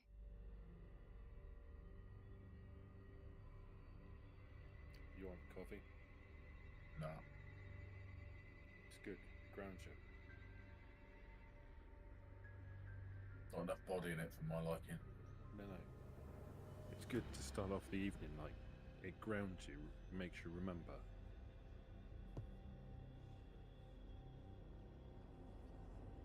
Just the smell. Sure. I lean over the chair and look at Jackson. And just look at him. Yeah, he makes eye contact and heads over. My friend would like some coffee. Very well. How would you like anything with it, sir? No. One coffee coming back up. Going back Would up. you like a refill? Could I have it the first going up the first time, not going back up? I just meant because I'd been to the table a couple Yeah. times. Yeah. He's funny. It's a joke. Very, very good, sir. Would you like a refill? And he's gonna No. look at you, Frank. I'm good. Thank you, Jackson. He nods and scurries off behind the counter. And you can see him actually, like, grinding the beans and making the fresh coffee for you, Peter, before he brings it over and sets it down.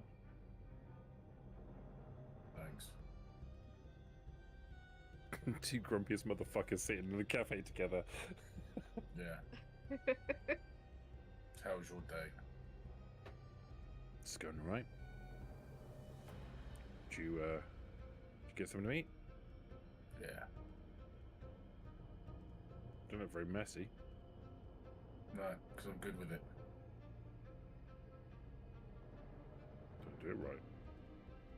I don't know. What'd you do with the body afterwards? I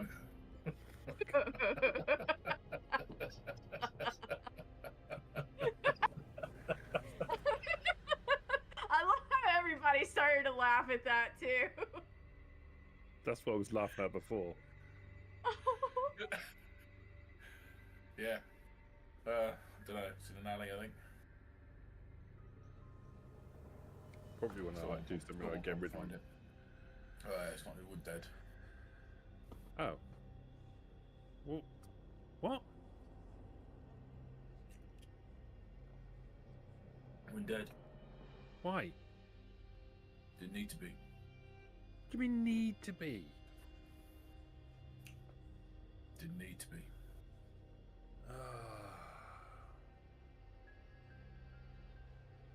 Look, we're like this for a reason, right? Meh. Take pleasure from it. That fucking gift.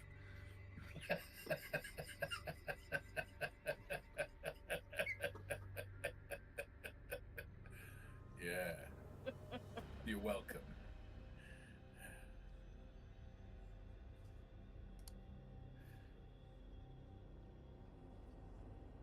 Look, I'll tell you what. After tonight, after we're introduced, assuming it goes alright and we don't end up having to kill everyone, why don't you and I go out feeding one night?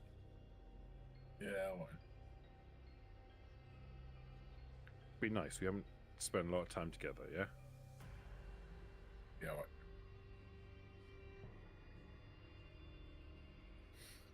Okay. Bonding experience? I can't imagine that Frank's got anything more to say. Yeah. I ship it. Frank, could I get a wits awareness from you, please? You surely can. You just set it at a 1. I just want to see how well you do. Awareness and wits. And then also a wits resolve, and set that one at a 1 as well. I'm going to keep the DC hidden. 1 for the awareness wits, and what was it? Resolve and Wits. Yes. wits resolve. Yes, please.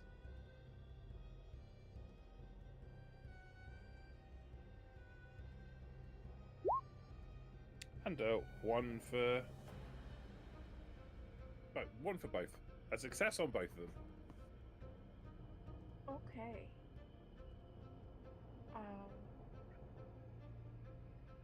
As your conversation draws to a close, around this time is when Dr. and Isaacs and Jules have actually found a little bit of privacy at an alleyway. Frank, your attention slowly drifts over the scene around you. You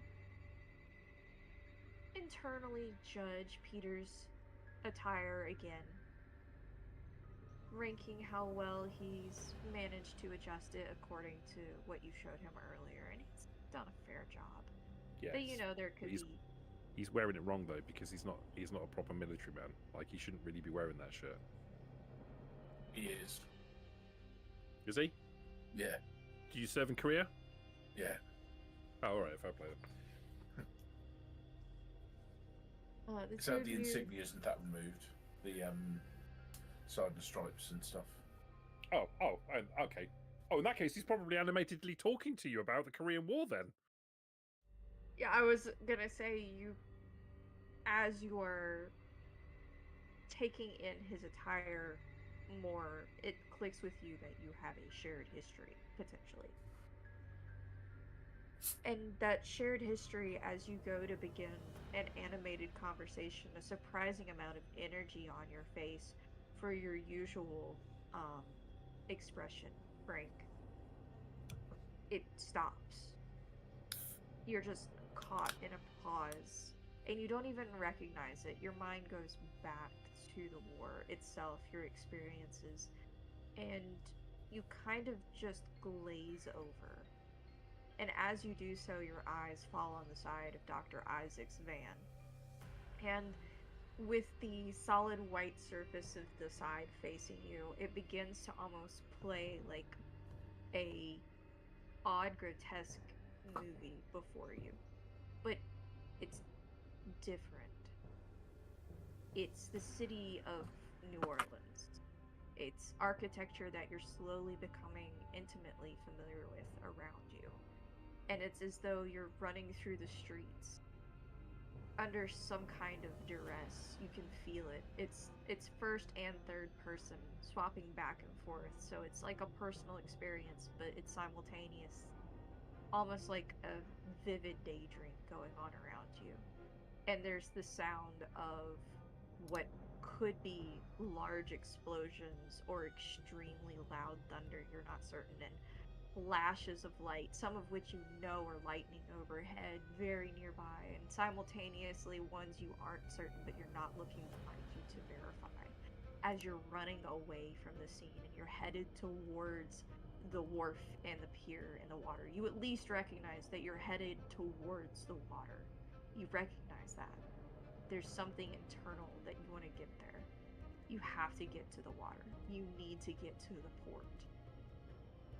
And you can feel the wind pushing against you, but due to your sheer size, it's not able to keep you from moving. It's not tossing you about as it is signs and papers and shutters and various other things around you. And then as you hear the cup clink from Peter setting it down, you're suddenly back.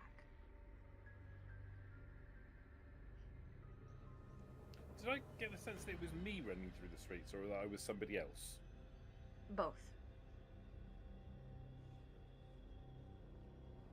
So when I get the feeling of like my physical size, was that my physical size, or was Your that somebody physical else's physical? size. Okay. So, it's you had the sense that others, or at least someone else, was with you, but you were also having this experience simultaneously. Was she there? You didn't see anyone. You just Okay. had the sense that there was presence with you, around you. There were people with you. So this is like jarring because I'm normally seeing Lucy or my wife when I'm having these encounters. Yes. So You this did is not jarring. This is see different. either of them. You did not hear either of them. I would say you felt them with you, but it's not in the usual sense of like they're very forward present. It's just you didn't feel alone, and maybe you were with a group, or maybe they were with you. You don't know, but you didn't see them. You didn't hear them. What time of day or night was it? It was nighttime. You imagine you couldn't really tell due to the weather and the dark clouds overhead, but you imagine nighttime because all of the lights on the exterior of the buildings, through the windows that you could see, and the street lamps were lit. Okay, I really don't know what to do with that. Frank would probably stand up and walk outside and just look up and down up and down the street to see if he can see anything out of the ordinary. Give me with awareness. He will probably try and shift his perception so that he can sense the unseen at the same time. Okay. You want wits awareness first. Yes, please.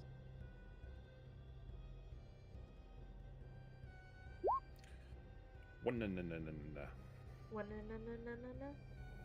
One is enough to notice that there doesn't seem to be a big hubbub or anything out of the ordinary going on. It's fun and lively and loud a little bit further away from the cafe, but there's no panic, there's no duress, there's no people running and screaming, there's no loud, like, thunder or explosions going on. Okay. And as you swap to sense the unseen, you notice those similar vague outlines of shadows of people off in the distance, kind of mingling into the crowds as they go. And when people come into contact with them, there's like a very brief flicker of color and definition into them, and you see like the face of a woman or the face of a man. And some of the outfits are much more modern, and some of them are much, much older, dated back to probably the start of the French Quarter. But it's very odd, and it's like as soon as the person walks through them, bumps into them unwittingly, this flicker of life happens through the shadow, and then as soon as they're out of that space, the shade just returns. Okay, if he's satisfied there's nothing chaotic happening, he'll pause for a moment and then he'll walk back into the cafe and sit down.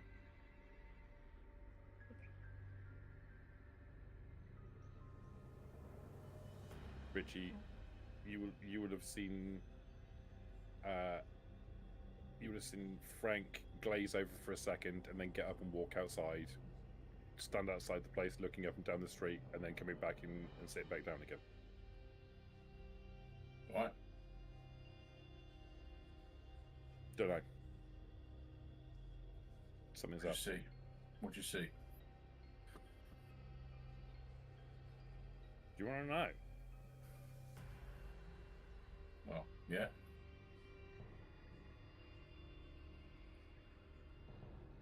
I got a flash of something. Someone being chased or someone running through the streets.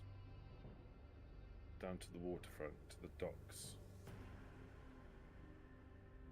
Not far from here. I don't know. How long we got? Looks a watch. Easily an hour. Let's go and have a look. We can have a poke around, couldn't we? Yeah, give it half hour. Okay.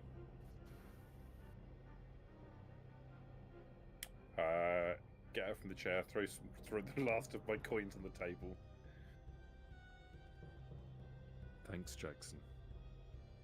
Have a good evening, sir. You too. He's gonna smile. He's oh, go ahead. No, that's fine. He's gonna wait until both of you have stepped out of the establishment before moving over to bust the table, just in case you wanted to come back for something. My coffee cup is still full.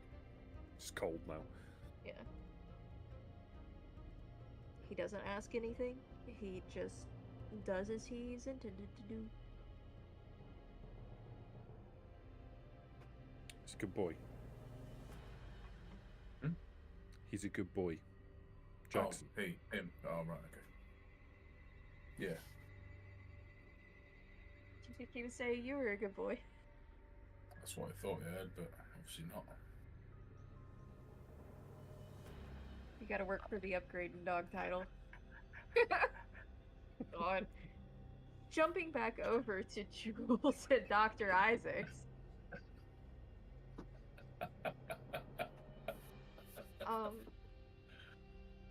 You have let the gentleman go. It's been you have about an hour left, essentially. And as you head back towards the cafe and the area for the hotel, I would say that you would be able to notice Frank and Peter quite easily standing out in the crowds tonight, going for a walk in the opposite direction. Should I catch up to him and just pick him up or what, Doctor?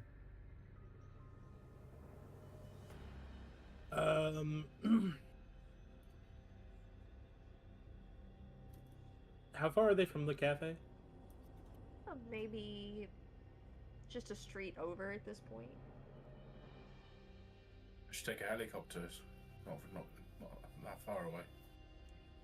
Well, you know. Just get the personal jet out because it's like 4.5 feet away from you. Okay, alright, pick on the Americans.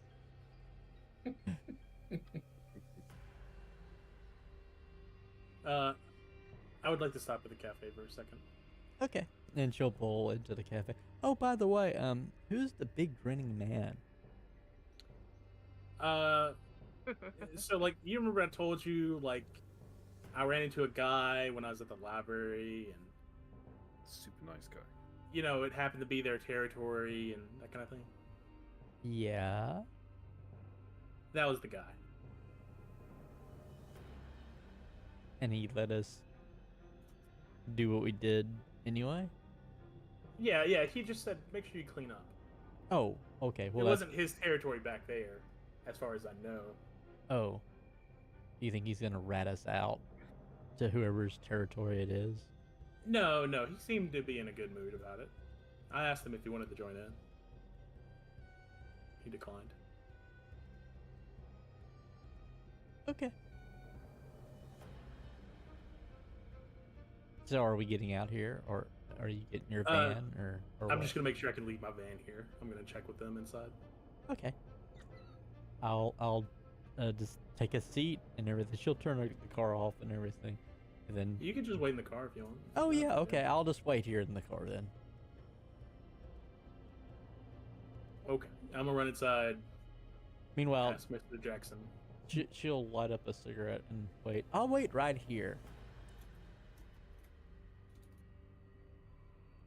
You run in, you catch Jackson in the middle of bussing the table where everyone sat earlier, and he's gonna look up at you surprised and just be like, I'm sorry, sir. They just left.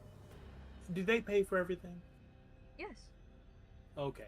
Did they leave any tip? I haven't counted it yet. I'm gonna pull out a I know $5 they paid. bill and hand it to him and say, take this just in case. His eyes are gonna get really big. He's like, are you certain? Yeah, no problem. Okay, he'll accept it. Tuck Do it you in his mind? pocket. Is there a manager here by chance? It's well, I can't answer for them right now. Is it okay if I leave my vehicle here for a little while? How long? A few hours. I have a dinner convention at the hotel over there, you know. Oh, yeah, parking is terrible to try and get over. If you could just move it around to the other side, we don't get a lot of people parking on that side. Yeah, do you want me to pay you for the parking or anything? He shakes his head. Okay. Thank you so much. In fact, if you could park where the miss has her car right now, that'd be perfect. Okay, yeah, I'll do that. Thank you. And I'll leave. He'll wave.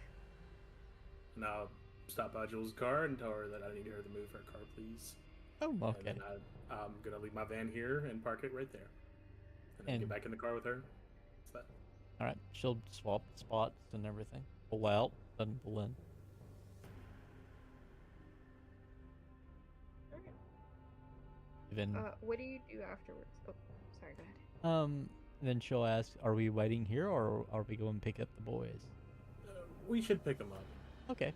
And then she'll start heading the way that she saw where they were, where they were at.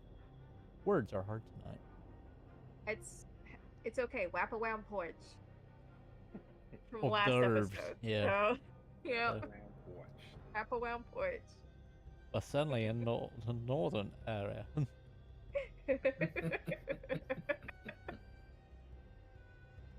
um, Boston. Jules. Boston. I'm sorry I derailed. No, you're good. You're good. You're good.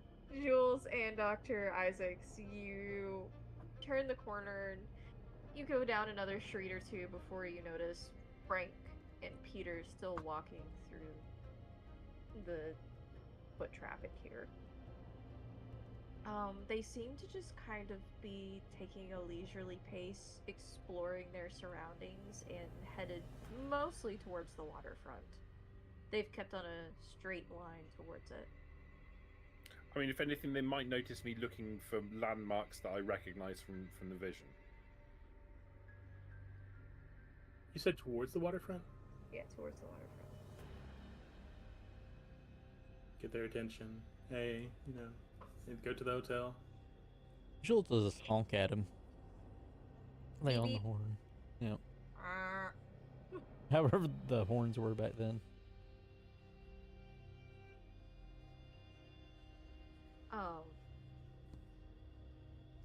Frank, since you are looking for landmarks that you would find familiar, please give me a wits awareness at a 2, and I will keep this going forward for the current evening in case you run into anything you find familiar. 1. I'll willpower that. Okay.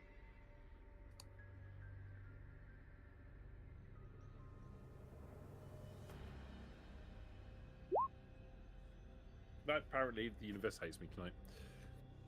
I used up all my luck climbing out the Mississippi, apparently. It was an impressive feat, though. You managed it. You did it. Nope, you don't notice anything familiar. A lot of the buildings on either side of you are similar architecture to what you saw, but nothing exact. So you imagine it's probably somewhere in the French Quarter. I don't know, man. This doesn't look right. Maybe somewhere in the quarter, but I don't know. This doesn't look right to me.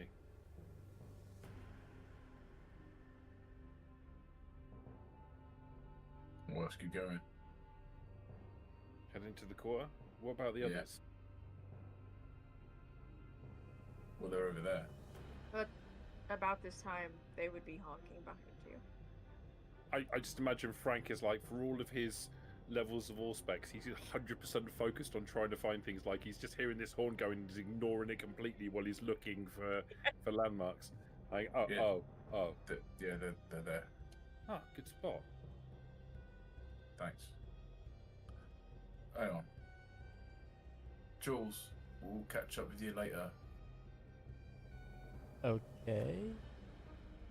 Just gotta go and do something. Meet you at the place. You both know the way, right? Yeah, I know it. I'll be late. Yeah, don't be late. Okay, Okay. bye. And then she'll just pull out and go.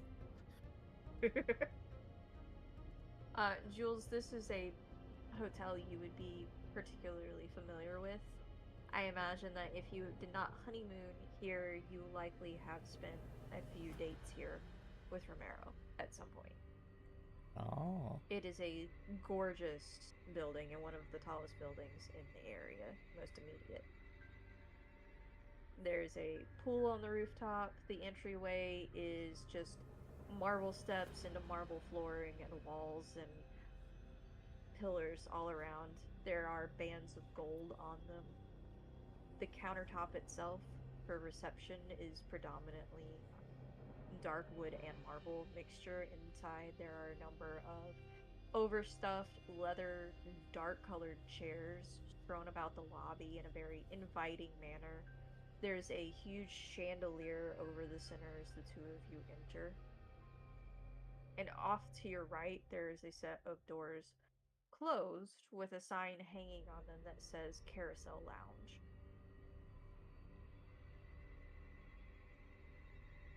Moving further into the lobby to your left is the opening of the stairwell towards the floors for the rooms above, and towards your right is an area that opens into a large wing very similar to the lobby where you currently are, that feeds into what you can see is an open bar, and what you can hear is a stage set up just beyond.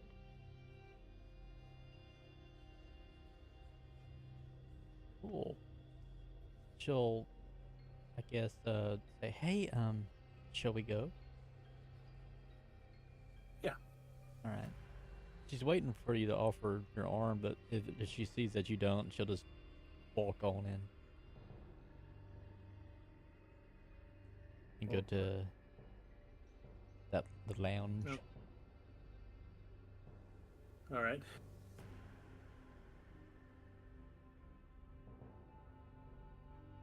Of course, out of character. Were they told not to use disciplines? No. No? They were not told anything in particular about Elysium other than it was essentially a neutral meeting that was periodically called with the heads of city. Okay. In that case, Jules won't use all or anything like that because she wants to go low key anyway. But she is wearing a nice dress, so. Is there anyone like at the door, you know?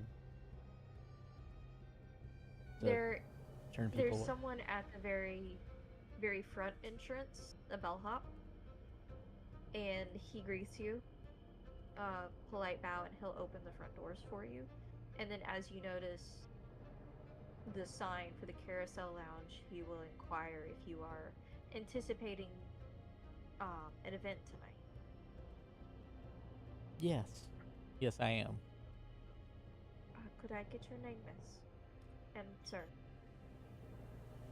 Juliet Fontenot. Oscar Isaacs. Very well. Give me just a moment. Let me see if they've finished setting up for the lounge. I'll be right back. And he's going to do a couple of hand signs really quick, and you notice that another individual dressed identically to him comes to man the door, and he's going to slip into the Carousel Lounge, but he's going to leave the sign on the front doors to it. 2-3 minutes later, he comes back. He's going to remove the sign and open the door for you, Jules. Hold it open. Inside, you see a circular bar ringed by seats, and it has almost a carnival-like canopy top drooped down inside, and the bar itself actually slowly rotates. It's very juxtaposed against the antique and classic interior from where you just stepped through. And this room is much more modern in its expression.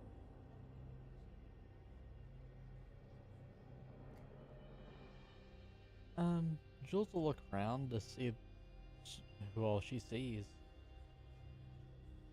You see two gentlemen tending the bar. You see the gentleman that you noticed earlier across the street, sat at the opposite end of the bar as it slowly rotates. To your immediate left, you notice a gentleman with a well-maintained set of facial hair, dark-colored facial hair. tan skin.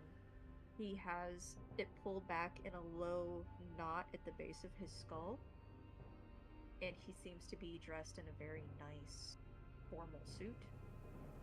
He's seated on one of the more comfortable chairs against the far wall, and he has 2 or 3 people around him.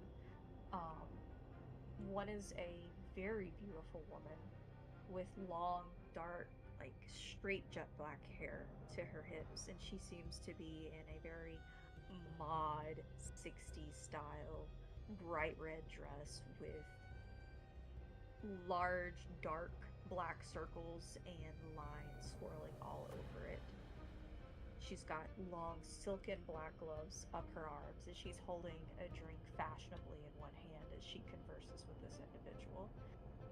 Next to her is another woman who has similar skin tone to the gentleman who's sitting down, and her hair is a bunch of well-kept dreads pulled back into a tie at the back of her head and spilling over her shoulders. She is not dressed similar to the rest of the people here. Her top is a button down and she's in slacks, but it does not match the quality of designer or clothing that anybody else is here for. And you can notice that if you're keenly paying attention and picking things out about these people, her shoes themselves, while nice, have a little bit of dirt around the bottom. It looks like they've been extensively cleaned and taken care of, but it also looks like maybe she's been out somewhere that actually is more outdoors than the French Quarter very recently.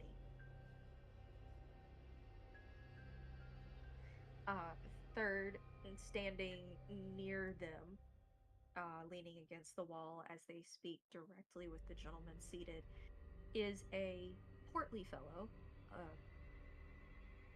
pale skin, not particularly pale, not unwell, but just he never got enough sun in general type of thing. You could tell he's more of the studious type. Wire rim circle glasses perched on his nose. He's got a balding hair type. It looks like it's grayed as well. Is clean shaven.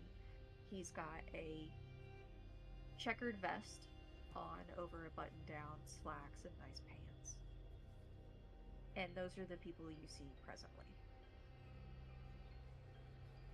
When she sees the woman in the red dress, she'll think to herself and mutter to herself, "Damn, I'm glad I didn't wear the red dress."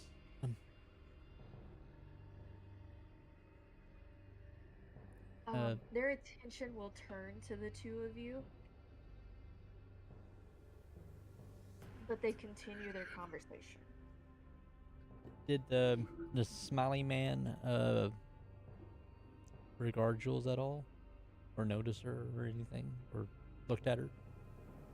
He will tilt his head in your direction and pick up his drink and take a sip of it. Jules will nod at him, and then if whoever looks at her, she'll nod at them. The woman will eventually turn. Dr. Isaacs, in the meantime, are you doing anything? Because you've entered with Jules.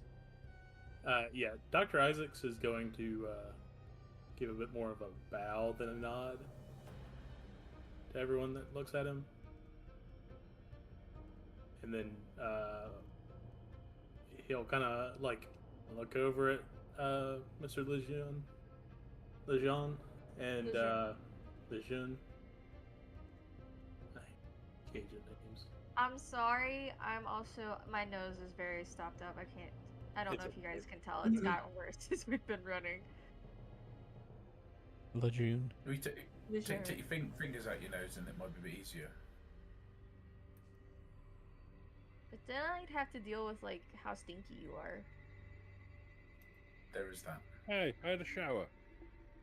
No, I meant stinky dog. Oh, yeah. If Jules notices that he's bowing, she'll curtsy instead. Okay. I'm not gonna hold it for a long time. I'm just gonna, when I notice that they're looking at me, I'll give them a bow, and then I'll look at Lejeune and Lejeune and see if he does anything. If he also just kind of nods and sips, then I'll go over and speak to him.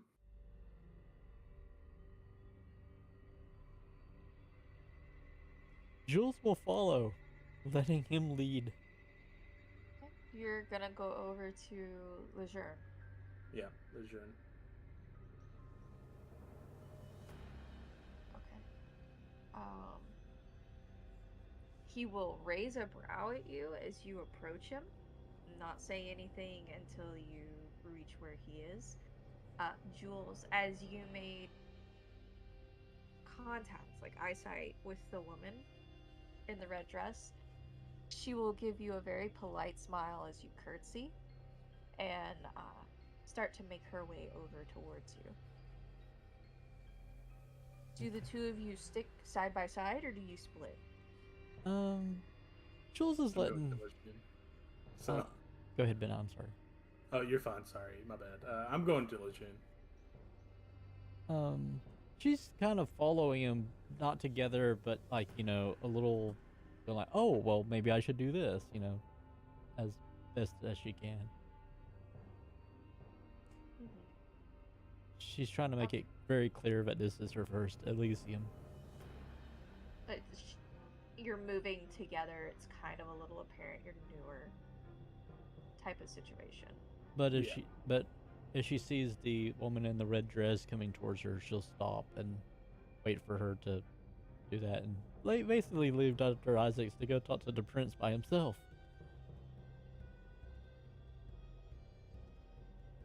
Yes, she will make her way directly towards you, Jules.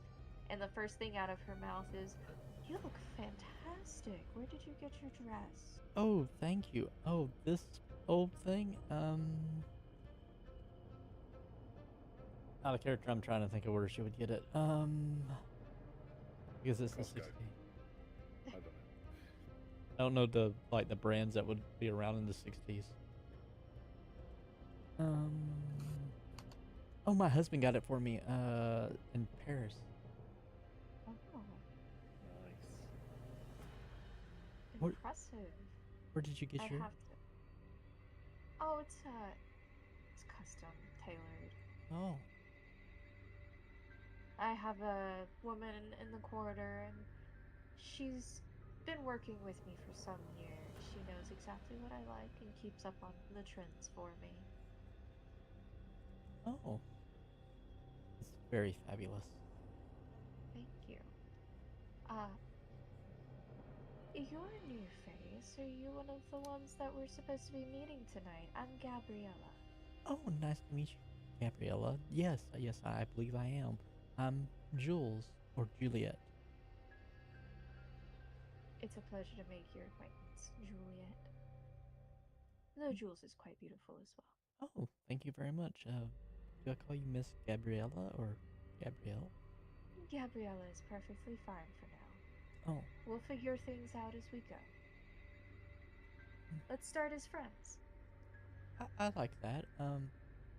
What exactly do I do? Don't worry, I'll help you. And she's gonna offer you her arm. She'll smile and take it.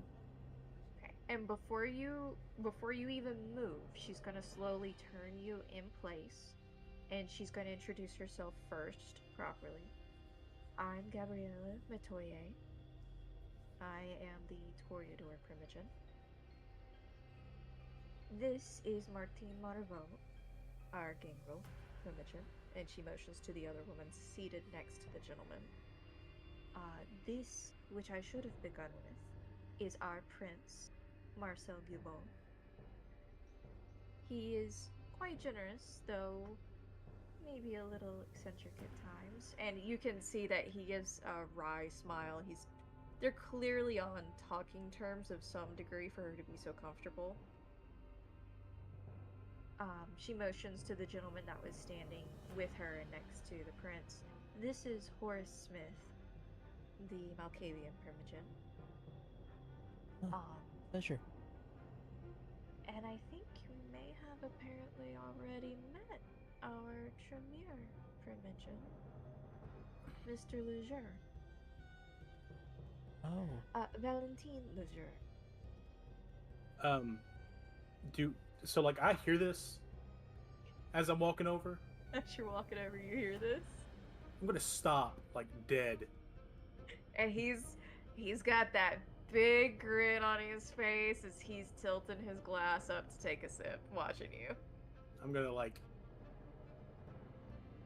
turn facing the prince. And did Jules like say her name and all that before she like got him pointed out to her? Yes, she and Gabriella were actually speaking a little bit, and then Gabriella said, "Let me help you," and that's when you started to hear all of the introductions. I'll step forward, bow, apologize, introduce myself as Dr. Oscar Isaacs. I'm also new. Gabriella's gonna lean over and whisper to Jules, just, "Oh, isn't he kind of adorable? He's so nervous." He's adorable. I'm a little nervous as well. You feel a gentle squeeze on the arm that you have like linked with yours in comfort. Now, we understand this is your first Elysium. There are some extenuating circumstances. I believe there were more faces that will be joining us, correct? I believe so, yes. It is good to be punctual, though you are a bit early. It is not a problem, though. Out of character, how early are we? You're about 45 minutes early. Oh. If, Jewel, well, she has Blush of Life, I'm sure. Will kind of blush. You're like, oh, well. Yeah, because you did have your beignet Yeah. and your coffee. Right. She'll be like, oh, well. What can we say? It's admirable and fully understandable, especially since we had a little bit of forewarning that you might be early. Josephine reached out to let us know that she, her new sire had found a few people and let them know to meet us tonight.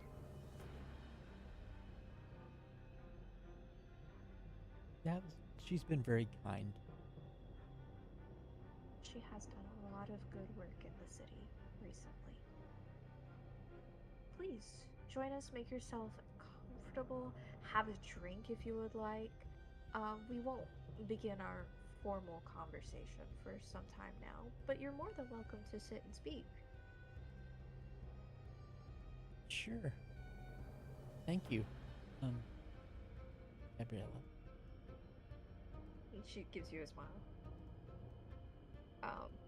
Dr. Isaacs, when you introduce yourself, there is a chuckle from the bar behind you, a smile on the gentleman's face standing next to the prince, and the prince gives you a nod of acknowledgement, but he doesn't say anything.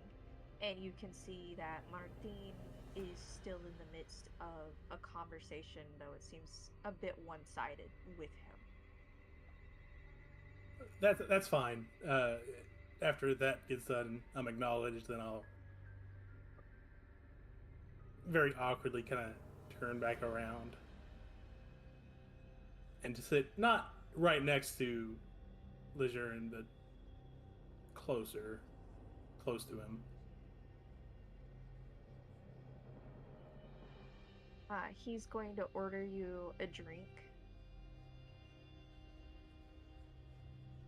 He's not going to ask what you want. He's just going to order you a drink. He's going to get you exactly what he's having, which is a darker liquid over rocks, it looks like, and it's set in front of you. He doesn't say it by name. He just says, "Get him one of what I'm having." Thank you.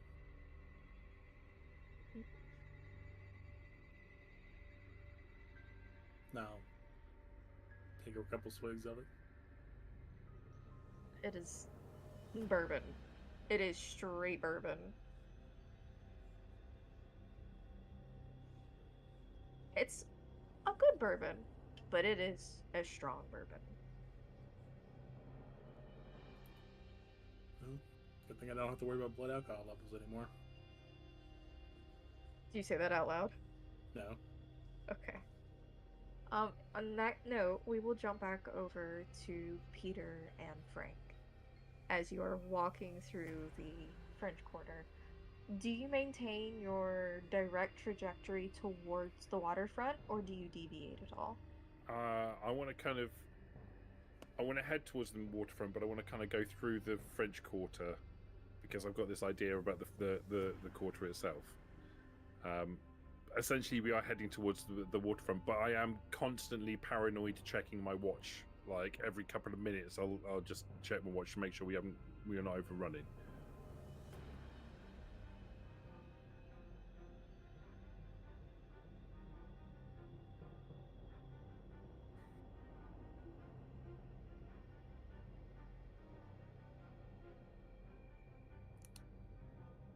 We lost you.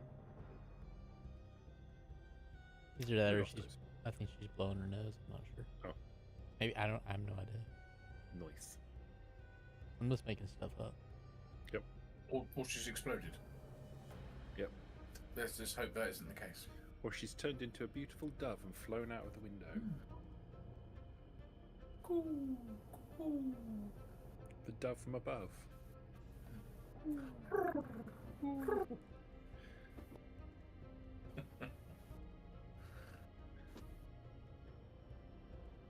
So Frank's going to be paranoid checking his watch every couple of minutes, whilst also fixating on landmarks and trying to figure out what's going on around him.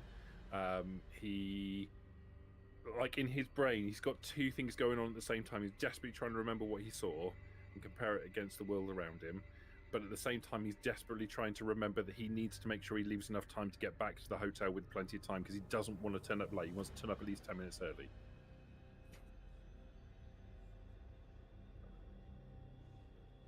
Yeah, that too. Yeah. A sound plan. I'm just killing a bit of time until we have to be there. It's nice to spend time here.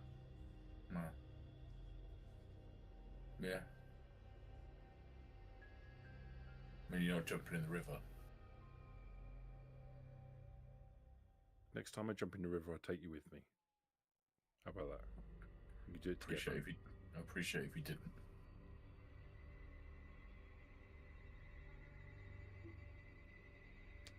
Pretty cool. It is pretty cool. I believe you. Just got to make sure that the dog's van's nearby. Oh, okay. Her net exploded. Ah, damn. Richie was closest. Yeah. Oh no! Oh no! Oh, there we go. That's alright, because it's Oh. not being shown, so it's alright. Welcome back. My internet exploded very briefly. I am so sorry. That's okay.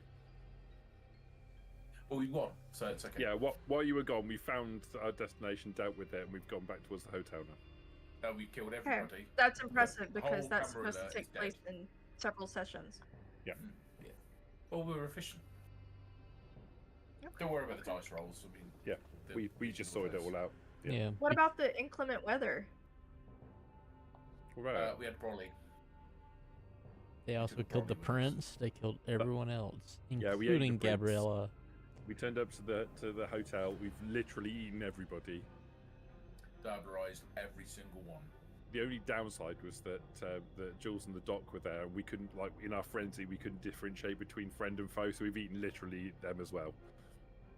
And they're always going to be inside my head now. Wow. Now he's gonna have to do. The coach. He needs. I'm now your conscious. Yeah. He needs to do some rolls to see if I take over his body, and then Jules will get a new body. So Ain't gonna happen.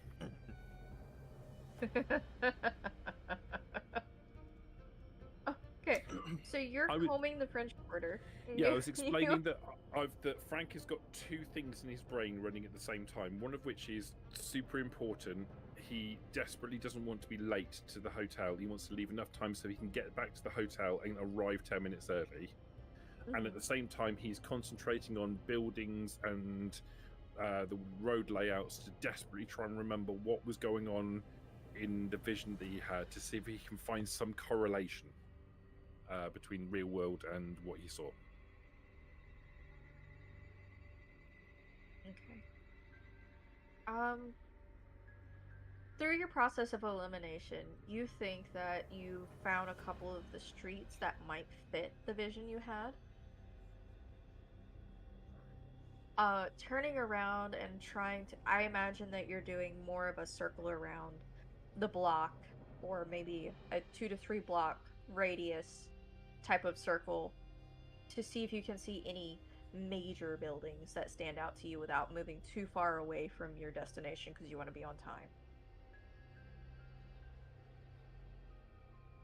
You notice Jesus. that you recognize on the horizon line, the vision that you can get just the glimpse between some streets, the casino seems to stand out to you. Okay. The hotel itself also stands out to you a bit. Where was the casino, Toasty? It is over here between Peters and Fulton. Okay. All right. So I've got a general idea about the area where this thing did or might happen in the future. But I know that the weather's different. Yes. So this isn't happening now. As far as you're aware, correct. Right. So that's enough to satisfy me. Because what I'm going to be doing now is watching for the weather to change. From this point forward, I'm watching for the weather to change, and then I'm going to come and hang out here to find out what the fuck that was all about.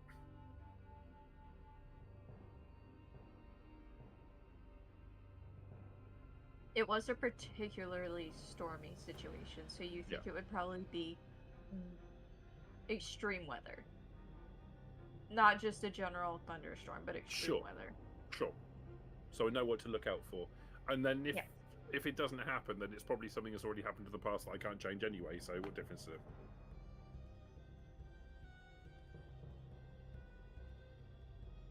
So if that's the case, if Frank finds that satisfactory, he'll turn to Peter. I think I've got all I need. Let's head to the hotel. Alright. I know this looks like a wild goose chase, but I think this is the right area but at the wrong time. Right. We have to wait for the right time.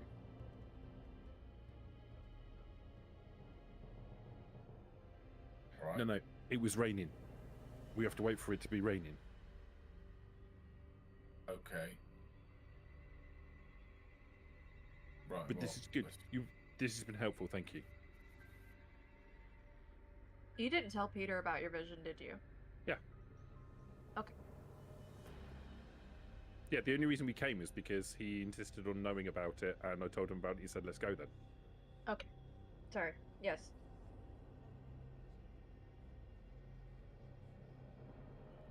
How long have we got? Check and watch. 7. Can we go at a leisurely pace, or do we have to hotfoot it?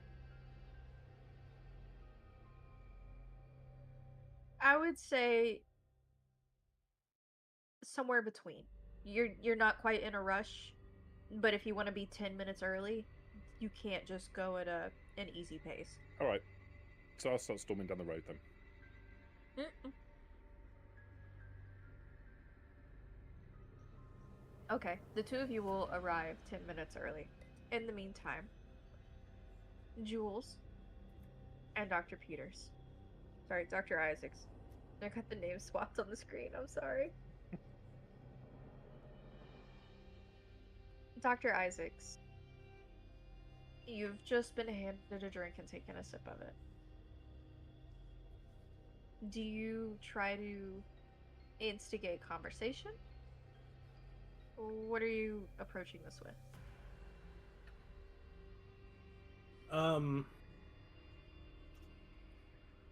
Metaphorically, Dr. Isaacs and myself as the player think I am fucked because I owe the primogen of the Tremere a moderate boon. Don't worry, I've got a plan for getting you out of that. It involves eating him. In character though, other than worrying about that and worrying where the rest of our companions are,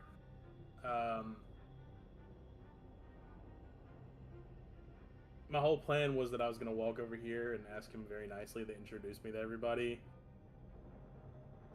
But everybody important was already here, so...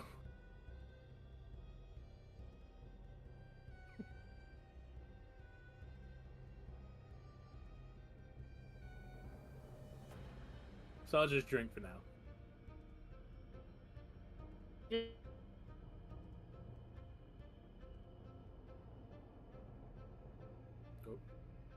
Oh. Oh. Oh no.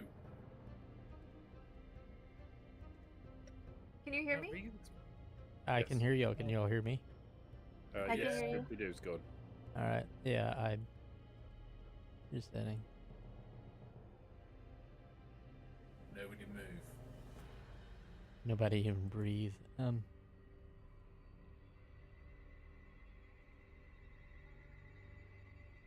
Ah. Yeah, I have no idea what's going on. It looks kind of cool. It looks cool. It I don't know. does. It's very cyberpunk. Yeah. Jules has learned a new ability in No. the obfuscate tree. Quite high up there. Let me turn on my virtual camera and start again, maybe. Hey, it wouldn't be a stream if there wasn't technical difficulties. That's Oh, true. exactly, yeah. There is, what is it? There you go. Level 3 power of obfuscate, ghost in the machine. There you go. There is. Yep. Yeah. That's what I was referencing, guys. I know some of my abilities.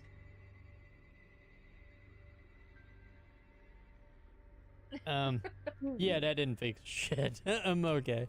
It looks cool though. Just leave it like that. I'll just leave it like that. We'll just go, like, you know. Yeah, you've taken a bite out of crime, and by that I mean you tasted smoky. So now you're just ghost in the machine. Yep, there we go. I don't think we have that much longer to go in tonight's session, do we? No, not particularly. I was gonna get everybody together. Okay. Dr. Isaacs, Mr. Lejeune will not prod you for conversation, but he is going to continue to sit there with you and drink, and encourage them to refill your glass anytime it starts to get low.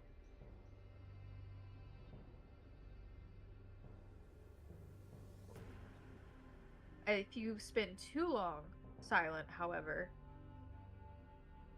he will break the silence eventually. With cauldron of blood. No. So... Boil your blood. Boil your blood. Boil your blood. Oh, you mean what Elizabeth could do by the end? So... Well, that and turn into random bullets. I was effective, what can I say? Soul gun. So... I, again, apologize for the other night. And now that I know your position as well, I realize, how bad it could have been. Well, you were treating the books respectfully, so. I also followed up with some of the individuals that are at the library, and they did confirm that you tend to be a regular. Remember to bring them back. I will. Thank you again. Oh, I'll make certain you do if you don't.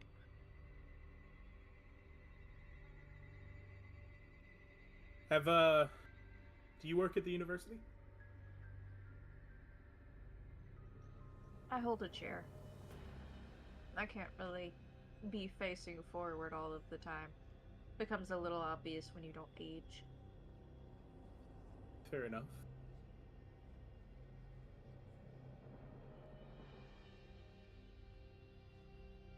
I predominantly just keep an eye on things. My interest in the quality of teaching and the students is paramount. Well, I greatly appreciate that as a former student, as a graduate from the university.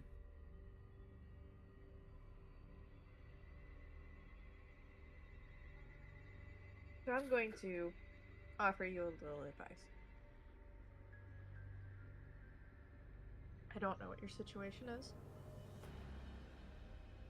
I don't particularly care. But the advice is this.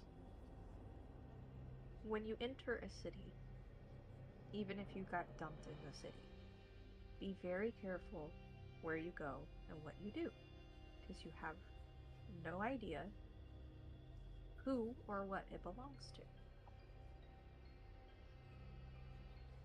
Also, be careful entering the library from various entrances. I would say don't try to enter the restricted section. We might not find you for a while.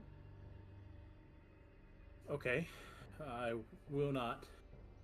Of course, I will call, as mentioned, before I make any late night visits.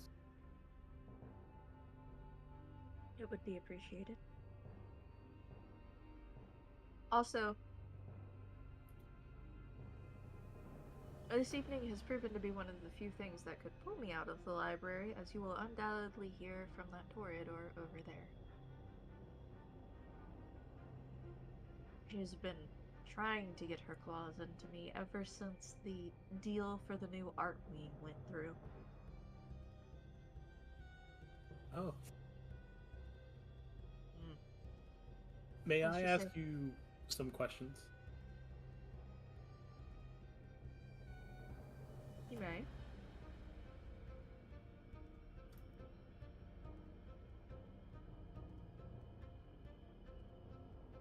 So I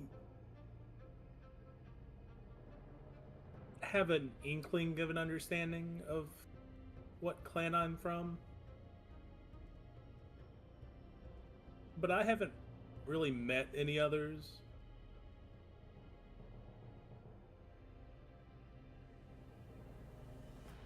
Do you know? Are these the only major clans in the city? Oh, no. No. These are just the ones that showed up this evening. Some of them are busy or not particularly interested with new faces in the city or have been excused by the prince to do work for the prince.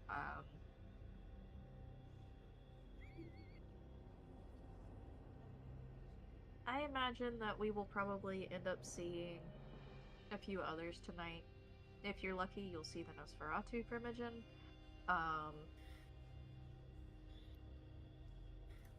They don't really like that name.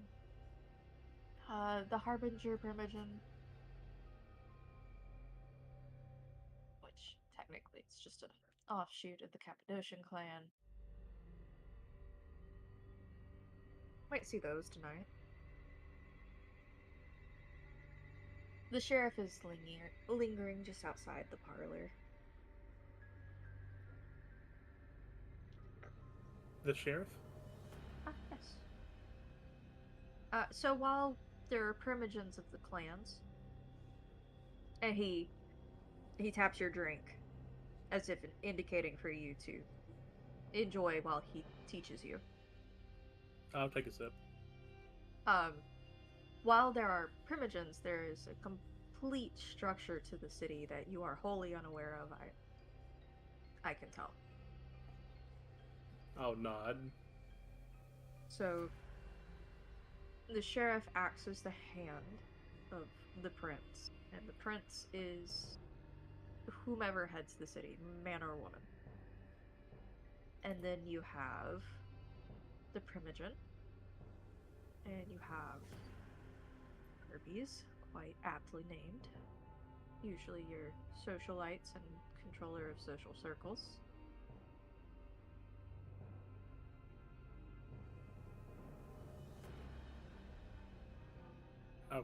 I'll take another sip and keep nodding along.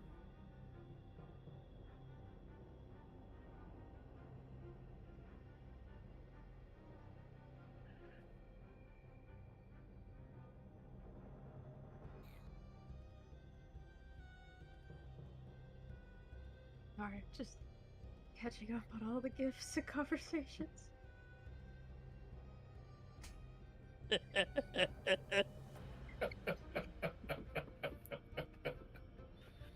So, how do you have an idea of what you are?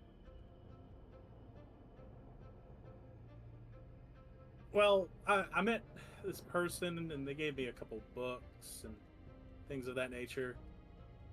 I met you and gave you a couple of books, but I don't recall being familiar with you before that. No, it was outside the city. Hmm.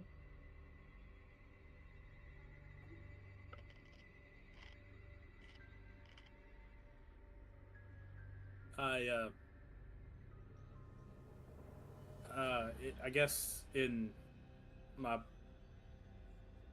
before everything, I was a doctor, and I helped treat homeless people who couldn't afford, proper care in the hospital. Mm-hmm. That would often venture outside the city. Admirable vocation. And I've met a couple unique people.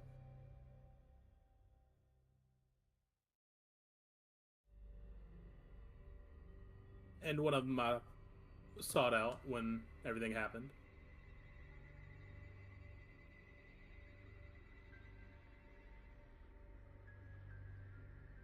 And they just happen to potentially be knowledgeable. They're very unique. How unique? Sorry? How unique? So unique you needed a primer on ancient languages? No, the ancient languages was a separate issue. Are you trying to be deceptive right now?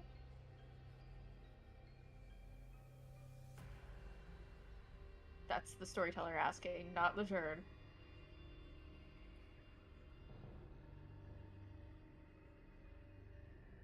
Because they are related topics.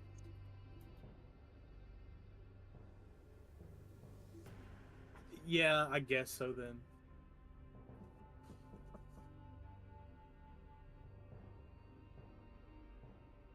Alright, in that case, please give me... Sorry about that. Wiz was knocking on my door. No worries. We'll go with manipulation subterfuge at a 3. Manipulation sub.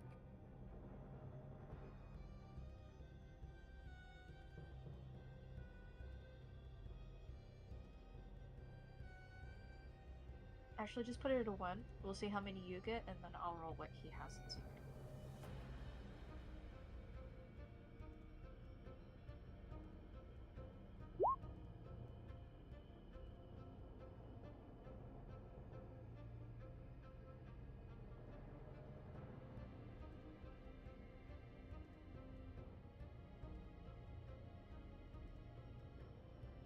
Okay, pretty good. 3 successes.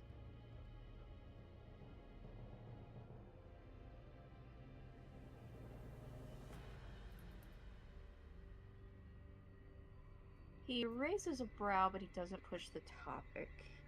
He'll probably ask more about it at another time, but he's going to accept your answer for now. Sorry, what does he say? He doesn't say anything, but his expression changes. You can see a brow raise, and he definitely seems curious. Not wholly buying what you're saying, but not so much so that he needs to ask right now.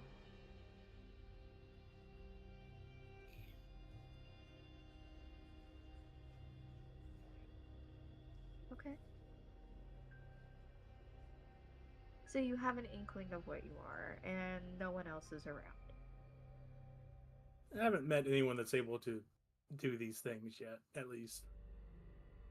He's gonna lean over and lower his voice. So what can you do?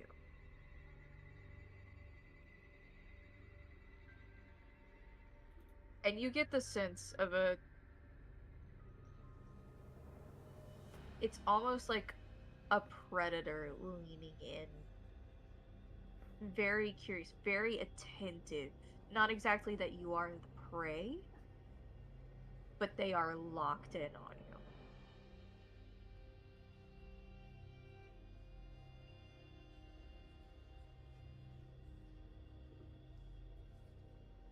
One second, I'm reading something, sorry.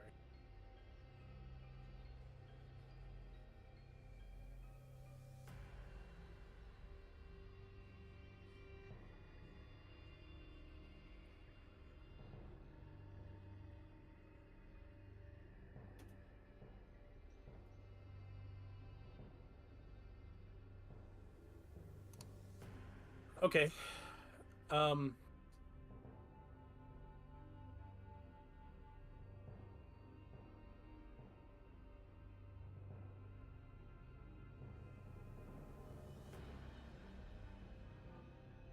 The gifts are killing me. I'm sorry.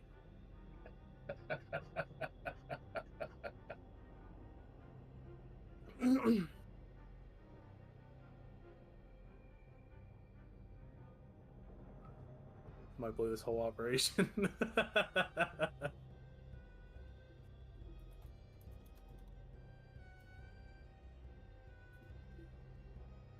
Don't worry.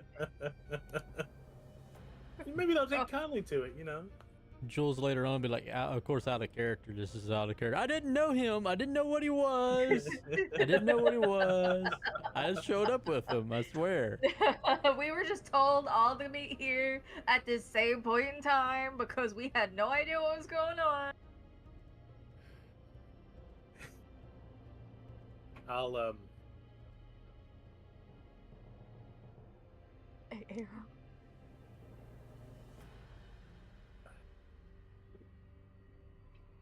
I'll motion down to my hand, and I'll make sure he's looking at my hand on the bar. Punch him in the face. Okay. And I'll drag my hand across it, and I will extend the length of one of my fingers All I can imagine is like the really like using vicissitude. dad like magic trick of where you like separate the finger and you move it back and forth. And you leave it on the bar afterwards. But when he notices you're not doing that, you're actually like manipulating your flesh essentially, like your bone and musculature, he's going to take a sip of his drink for the first time since you sat down. And then if you'll Huh. allow me, I don't know if this works like this, I will put it back to its regular length. I would permit so, since it's just for an instance. Okay. Huh.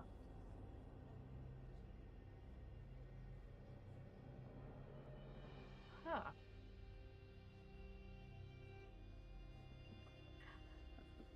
Oh, they're gonna love you.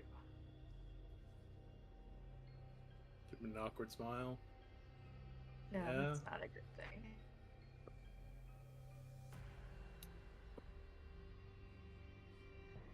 And he's gonna pat you on the shoulder and encourage you to drink. And How's then that? he's gonna say, just so you know, because the others won't tell you, they'll probably just wait to see what happens. You shouldn't touch me.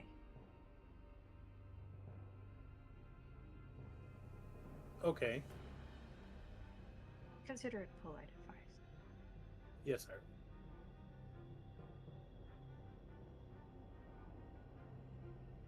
And I will kill my drink. Alright, we will start with Jules next time for your social butterfly situation. Oh, yay. The gentlemen lingering on their way, Frank and Peter, will step in at the end of your conversation time, essentially, at the beginning of next session. We Yo, will- yo, what's up, my vampire bros? So we will start off with Jules having her conversation next time, the two of you arriving at some point during it, and then the events of the evening proceeding. With that, we will wrap up our first session of the new year, and everybody gets 3 experience points. Whoop, whoop, whoop. I'm spending You're spending? What are you spending on? Obfuscate 2. Okay. Well, Jules already beat you to 3, so. I don't need 3. I only need 2. Because the next thing I'm buying is Dementation. Oh boy. Oh. With that, we can go ahead and wrap up for this evening. Thank you for everybody who joined us and watched. Fuck you, Phil. Yes. Phil Fuck you, had Phil. stuff going on. Come on. Nah, fuck him. Yeah, fuck him. He never showed up. Yeah. But yeah, thanks for joining us. Happy New Year. We'll see you probably Wednesday. Maybe I'll have a camera, maybe not. All right, take care and bye-bye. Bye. Bye. I'm waving, but you can't see me. So yeah. I'll wait for her. Yeah, wait for me. Wait for me.